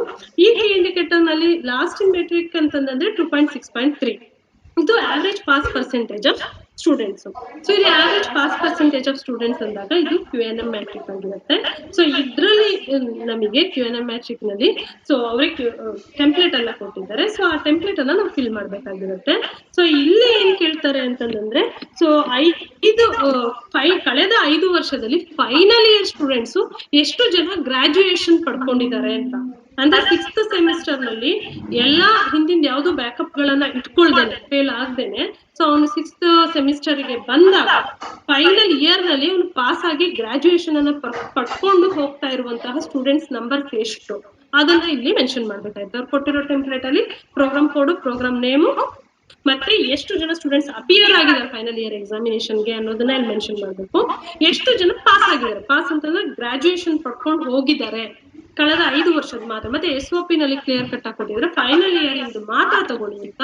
ಫಸ್ಟ್ ಅಂಡ್ ಸೆಕೆಂಡ್ ಇಯರ್ ಇಂದು ರಿಸಲ್ಟ್ ಏನು ಇಲ್ಲಿ ಮುಖ್ಯ ಆಗಲ್ಲ. ಫೈನಲ್ ಇಯರ್ ಅಲ್ಲಿ ಗ್ರಾಜುಯೇಟ್ ಆಗುವಂತಹ ಸ್ಟೂಡೆಂಟಿನ ಡೇಟಾವನ್ನು ಮಾತ್ರ ನಾವಿಲ್ಲಿ ಕೊಡ್ಬೇಕಾಗತ್ತೆ. ಸೊ ಹಾಗಾಗಿ ಸಪೋರ್ಟಿವ್ ಡಾಕ್ಯುಮೆಂಟ್ ಅಂದಾಗ ಆನ್ಯುವಲ್ ರಿಸಲ್ಟ್ ಅನಾಲಿಸಿಸ್ ಬೇಕಾಗತ್ತೆ ಮತ್ತೆ ಆಕ್ಷನ್ ಟೇಕನ್ ರಿಪೋರ್ಟ್. ಸೊ ಏನು students final year analysis report ಇರುತ್ತೆ, ರಿಸಲ್ಟ್ ಅನಾಲಿಸಿಸ್ ರಿಪೋರ್ಟ್, ಅದು ಒಂದು ಕಡೆಯಲ್ಲಿ SOP ನಲ್ಲಿ ಕ್ಲಿಯರ್ ಆಗಿ ಹೇಳಿದ್ದಾರೆ ಇಷ್ಟು ಜನ ಸ್ಟೂಡೆಂಟ್ಸ್ ಅಟೆಂಡ್ ಮಾಡಿದ್ರು, ಇಷ್ಟು ಜನ ಸ್ಟೂಡೆಂಟ್ಸ್ ಗ್ರಾಜುಯೇಷನ್ ಪಡ್ಕೊಂಡಿದ್ದಾರೆ ಅನ್ನುವಂತಹ ರಿಪೋರ್ಟ್ ಮಾಡ್ಕೊಂಡಿರ್ಬೇಕು. ಈಗ ಕೊಟ್ಟಿರುವ SOP ನಲ್ಲಿ ನಿಮ್ಮ ಯೂನಿವರ್ಸಿಟಿನಲ್ಲಿ ಯಾರು ರಿಜಿಸ್ಟ್ರಾರ್ ಇವ್ಯಾಲ್ಯೂಯೇಷನ್ ಇರ್ತಾರೆ ಅವರಿಂದ ಒಂದು ಸೈನು ಸೀಲು ಸಹ ಅದಕ್ಕೆ ಬೇಕು ಅಂತ ಹೇಳಿದ್ದಾರೆ. ಕಂಟ್ರೋಲರ್ ಆಫ್ ಎಕ್ಸಾಮಿನರ್ ಇಂದ ರಿಪೋರ್ಟ್ ಬೇಕು ಅಂದಿದ್ದಾರೆ. ಸೊ ಹಾಗಾಗಿ ನಾವು ಈ ರಿಪೋರ್ಟ್ ಅನ್ನು ಮಾಡಿ ಅವ್ರಿಗೆ ಸೈನ್ ಸೀಲ್ ಮಾಡ್ಕೊಳ್ಬೇಕಾಗಿರುತ್ತೆ. ಸೊ ಈಗ ಮಾಡಿದ್ರೆ QNM ಅಲ್ಲಿ 30 ವೇಟೇಜ್ ಅನ್ನ ಪಡ್ಕೋಬಹುದು. ಇದಿಷ್ಟು 2.6.3 ಸಂಬಂಧಪಟ್ಟಿದ್ದು. ಮತ್ತೆ ಕೊನೆ ಕೀ ಇಂಡಿಕೇಟರ್ 2.7 ಅದು ಸ್ಟೂಡೆಂಟ್ ಸ್ಯಾಟಿಸ್ಫ್ಯಾಕ್ಷನ್ ಸರ್ವೆ. ಇದಕ್ಕೆ 60 ವೇಟೇಜ್ ಇದೆ. ಸೊ ಇದು ತುಂಬಾ ಮುಖ್ಯವಾದಂತಹ ಒಂದು ಕೀ ಇಂಡಿಕೇಟರ್ ಆಗಿರುತ್ತೆ. ಸೊ ಈ ಒಂದು ಕೀ ಇಂಡಿಕೇಟರ್ ಗೆ ಸಂಬಂಧಪಟ್ಟಂತೆ ಸೊ NAAC ನವರೇನೆ ಒಂದು ಟೆಂಪ್ಲೇಟ್ ಅನ್ನ ಕೊಟ್ಟಿದ್ದಾರೆ. ಆ NAAC ನವರು ಕೊಟ್ಟಿರುವಂತಹ ಟೆಂಪ್ಲೇಟ್ ಅನ್ನ ನಾವಿಲ್ಲಿ ಫಿಲ್ ಮಾಡ್ಬೇಕಾಗಿರುತ್ತೆ. ಸೊ ಫಿಲ್ ಮಾಡ್ಬೇಕು ಅಂತಂದಾಗ ಇಲ್ಲಿ ಅತಿ ಮುಖ್ಯವಾಗಿ ನೋಡ್ಬೇಕಾಗಿರುವಂತದ್ದು ಎಷ್ಟು ಮಾಡ್ಬೇಕು, ಯಾರು ಮಾಡ್ಬೇಕು, ಹೆಂಗ್ ಮಾಡ್ಬೇಕು ಅಂತ. ಸೊ ಹಾಗಾಗಿ ಸೊ ಇಲ್ಲಿ ಟೀಚರ್ಸ್ ಒಟ್ಟು ನಮ್ಮ ಕಾಲೇಜ್ ನಲ್ಲಿ ಇರುವಂತಹ ಸ್ಟೂಡೆಂಟ್ಸ್ ಇಂದು ಡೇಟಾವನ್ನ ಇಲ್ಲಿ ಫಿಲ್ ಮಾಡ್ಬೇಕು. ಸೊ ಅದು ಹೇಗೆ ಅಂತಂದ್ರೆ ಅವ್ರು ಕೊಟ್ಟಿರೋ ಟೆಂಪ್ಲೇಟ್ ನಲ್ಲಿ ಅವರು ಸ್ಟೂಡೆಂಟ್ ನೇಮ್ ಏನು, ಜೆಂಡರ್ ಏನು, ಕೆಟಗರಿ ಏನು, ಸೊ ಎಲ್ಲದೂ ಕೇಳಿದ್ದಾರೆ. ಆದ್ರೆ ತುಂಬಾ ಮುಖ್ಯವಾಗಿ ಸ್ಟೂಡೆಂಟ್ಸ್ ಆ ಇಮೇಲ್ ಐಡಿಯನ್ನ ಯೂಸ್ ಮಾಡ್ತಿದಾರ ಅಂತ ತಿಳ್ಕೊಂಡು ಯೂಸ್ ಆಗ್ತಿರುವಂತಹ ಇಮೇಲ್ ಐಡಿಯನ್ನ ಇದರಲ್ಲಿ ಕೊಡ್ಬೇಕಾಗ್ತದೆ. ಮತ್ತೆ ಯಾವ ಪ್ರೋಗ್ರಾಮ್ ಮಾಡ್ತಿದ್ದಾರೆ, ಮತ್ತೆ ಯೂಸ್ ಆಗ್ತಿರುವಂತಹ ಮೊಬೈಲ್, ಸೊ ಅದು ಮೊಬೈಲ್ ನಂಬರು ಅದೆಲ್ಲವನ್ನು ಸಹ ನಾವಿಲ್ಲಿ ಎಂಟ್ರಿ ಮಾಡಬೇಕಾಗಿರುತ್ತೆ. ಅದು 1ನೇ ಅಂಶ. ಈ 1ನೇ ಅಂಶದಲ್ಲಿ ಇಮೇಲ್ ಸರಿಯಾಗಿ ವರ್ಕ್ ಆಗ್ತಿದೆಯಾ ಅನ್ನೋದು ಮುಖ್ಯವಾಗಿರುತ್ತೆ. 2ನೇ ಅಂಶ ಗಮನದಲ್ಲಿ ಇಟ್ಕೋಬೇಕಾಗಿರುವಂತದ್ದು ಈಗ ಓದ್ತಿರುವಂತಹ students first year, second year, third year 3 ವರ್ಷ ಈಗ ಏನ್ ಪ್ರೆಸೆಂಟ್ ನಾವು AQ ಸಬ್ಮಿಟ್ ಮಾಡೋ ಸಮಯದಲ್ಲಿ 3 ವರ್ಷ ಸ್ಟೂಡೆಂಟ್ಸ್ ಯಾರಿದ್ದಾರೆ ಆ ಡೇಟಾವನ್ನ ನಾವಿಲ್ಲಿ ಕೊಡ್ಬೇಕಾಗ್ತದೆ. ಸೊ ಆ ಡೇಟಾ 3 ವರ್ಷದ್ದು, 5 ವರ್ಷದ್ದು, ಕಳೆದ 5 ವರ್ಷದ್ದು ಅದು ಇದು ಎಲ್ಲ ಏನು ಇಲ್ಲ ಇದ್ರಲ್ಲಿ. ಈಗ ಯಾರು ಪ್ರೆಸೆಂಟ್ ಸ್ಟೂಡೆಂಟ್ ಇದ್ದಾರೆ ಆ ಪ್ರೆಸೆಂಟ್ ಸ್ಟೂಡೆಂಟಿನ ಡೇಟಾವನ್ನ ಮಾತ್ರ 3 ವರ್ಷದ್ದು first and second year, third year ಇಂದು ಡೇಟಾ ಕೊಡ್ಬೇಕಾಗ್ತದೆ. 3ನೇ ಅಂಶ ಎಷ್ಟು ಜನರದ್ದು ಡೇಟಾವನ್ನ ಕೊಡ್ಬೇಕು, ಎಷ್ಟು ಸ್ಟೂಡೆಂಟ್ಸ್ ಇಂದು ಅಂತ ಬಂದಾಗ ಸೊ ನಿಮ್ಮ ಕಾಲೇಜಿನಲ್ಲಿ ಇರುವಂತಹ ಸ್ಟೂಡೆಂಟ್ಸ್ ಅಲ್ಲಿ 60% ಅಷ್ಟು ಸ್ಟೂಡೆಂಟ್ಸ್ ಇಂದು ಅಂದ್ರೆ 1000 ಸ್ಟೂಡೆಂಟ್ಸ್ ಇದ್ದಾರೆ ಅಂತಂದ್ರೆ 600 ಸ್ಟೂಡೆಂಟ್ಸಿನ ಡೇಟಾವನ್ನ ಇದ್ರಲ್ಲಿ ಕೊಡ್ಬೇಕಾಗ್ತದೆ. ಸೊ 600 ಸ್ಟೂಡೆಂಟ್ಸಿನ ಡೇಟಾವನ್ನ ಇದ್ರಲ್ಲಿ ಫಿಲ್ ಮಾಡಿದ್ರೆ ಸರಿ. 4ನೇ ಮುಖ್ಯವಾದ ಅಂಶ ಅಂತಂದ್ರೆ ಏನ್ ಮಾಡ್ತಾರೆ ಈ ಡೇಟಾವನ್ನ ಕೊಟ್ಟ ನಂತರ ಅಂತ. ಸೊ ನೀವ್ ಯಾವಾಗ SSR ಎಲ್ಲ ಸಬ್ಮಿಟ್ ಮಾಡ್ತಿರೋ, ಸಬ್ಮಿಟ್ ಮಾಡಾದ್ಮೇಲೆ DVV ಜೊತೆನಲ್ಲೇನೆ 3S ಪ್ರೊಸೆಸ್ ನಡೀತಾ ಇರುತ್ತೆ, ಸ್ಟೂಡೆಂಟ್ ಸ್ಯಾಟಿಸ್ಫ್ಯಾಕ್ಷನ್ ಸರ್ವೆ. ಸೊ ಇದ್ರಲ್ಲಿ ನೀವ್ ಏನ್ ಇಮೇಲ್ ID ಕೊಟ್ಟಿದ್ದೀರೋ ಆ ಇಮೇಲ್ IDಗೆ ಅವರೊಂದು ಕ್ವೆಶನೇರ್ ಅನ್ನ ಕಳಿಸ್ತಾರೆ. ಆ ಕ್ವೆಶನೇರ್ ಅನ್ನ ನೀವು 30% ಸ್ಟೂಡೆಂಟ್ಸ್ಗೆ ಅವರು ಕ್ವೆಶನೇರ್ ಅನ್ನ ಕಳಿಸ್ತಾರೆ. ಅಂದ್ರೆ ನೀವು 600 ಸ್ಟೂಡೆಂಟ್ಸ್ 1000 ಸ್ಟೂಡೆಂಟ್ಸ್ ನಿಮ್ಮ ಕಾಲೇಜ್ನಲ್ಲಿ ಇದ್ದಾರೆ ಅಂದ್ರೆ 600 ಸ್ಟೂಡೆಂಟ್ಸಿನ ಡೇಟಾವನ್ನ ನೀವು ಇಲ್ಲಿ ಫಿಲ್ ಮಾಡಿ ಕಳಿಸಿರ್ತೀರಿ. ಆಮೇಲೆ 30% ಅಷ್ಟು ಸ್ಟೂಡೆಂಟ್ಸ್ಗೆ ಅವರು ಒಂದು ಕ್ವೆಶನೇರ್ ಅನ್ನ ಕಳಿಸ್ತಾರೆ. ಅದ್ರಲ್ಲಿ ನಿಮ್ಮ ಕಾಲೇಜ್ನಲ್ಲಿ ಇರುವಂತಹ 1000 ಸ್ಟೂಡೆಂಟ್ಸ್ ಅಲ್ಲಿ 10% ಅಷ್ಟು ಸ್ಟೂಡೆಂಟ್ಸ್ ಅಂದ್ರೆ 100ಕ್ಕಿಂತನೂ ಹೆಚ್ಚು ಸ್ಟೂಡೆಂಟ್ಸ್ ಆ ಒಂದು ಕ್ವೆಶನೇರ್ ಕಳಿಸಿರ್ತಾರೆ, ಅದಕ್ಕೆ ರಿಪ್ಲೈ ಮಾಡ್ಬೇಕಾಗಿರುತ್ತೆ, ಆನ್ಸರ್ ಮಾಡ್ಬೇಕಾಗಿರುತ್ತೆ. ಸೊ ಇದು 3S ಪ್ರೊಸೆಸ್. ಬಟ್ ಇಲ್ಲಿ ಮುಖ್ಯವಾಗಿ ನೋಡ್ಬೇಕಾಗಿರುವಂತದ್ದು ಸ್ಟೂಡೆಂಟ್ಸ್ ಗೆ ಅವೇರ್ ಮಾಡುವಂತದ್ದು. ಸೊ ನೀವ್ ಯಾವಾಗ AQ ಶುರು ಮಾಡ್ತಿರ್ತೀರೋ ಅವಾಗ್ಲೇನೆ ಈ ಸ್ಟೂಡೆಂಟ್ಸ್ ಅವರೇ ಕ್ವೆಶನೇರ್ ಕೊಟ್ಟಿದ್ದಾರೆ. ಸೊ ಆ ಕ್ವೆಶನೇರ್ ಅನ್ನ ನೀವು ಸ್ಟೂಡೆಂಟ್ಸ್ ಗೆ ಕನ್ನಡದಲ್ಲಿ ಟ್ರಾನ್ಸ್ಲೇಟ್ ಮಾಡಿ ಅರ್ಥ ಆಗೋ ರೀತಿನಲ್ಲಿ ಸ್ಟೂಡೆಂಟ್ಸ್ ಗೆ ತಿಳಿಸ್ಬೇಕಾಗಿರುತ್ತೆ. 21 ಕ್ವೆಶನ್ಸ್ ಇದಾವೆ. ಸೊ ಅದ್ರಲ್ಲಿ 20 ಆಬ್ಜೆಕ್ಟಿವ್ ಟೈಪ್ಸ್, ಒಂದು ಸಬ್ಜೆಕ್ಟಿವ್ ಟೈಪ್ ಕ್ವೆಶನ್ ಇದೆ. ಅದನ್ನ ಅವರಿಗೆ ತಿಳಿಸಿರ್ಬೇಕು, ಹಿಂಗಿದೆ, ಅದಕ್ಕೆ ನೀವು ಇಮೇಲ್ ಐಡಿಗೆ ಬರುತ್ತೆ ರೆಸ್ಪಾನ್ಸ್, ಅವಾಗ ನಮಗೆ ತಿಳಿಸಿ. ಸೊ ಅದ್ರ ಜೊತೆನಲ್ಲಿ ನೀವು ಅದಕ್ಕೆ ರೆಸ್ಪಾನ್ಸ್ ಅನ್ನ ಮಾಡಿ ಅಂತ 21 ಕ್ವೆಶನ್ಗೂ ಅರ್ಥ ಮಾಡಿಸಿ ಇಂತ ಆನ್ಸರ್ ಬರೀರಿ ಅಂತ ಅನ್ನೋದನ್ನ ಹೇಳಿರ್ಬೇಕು.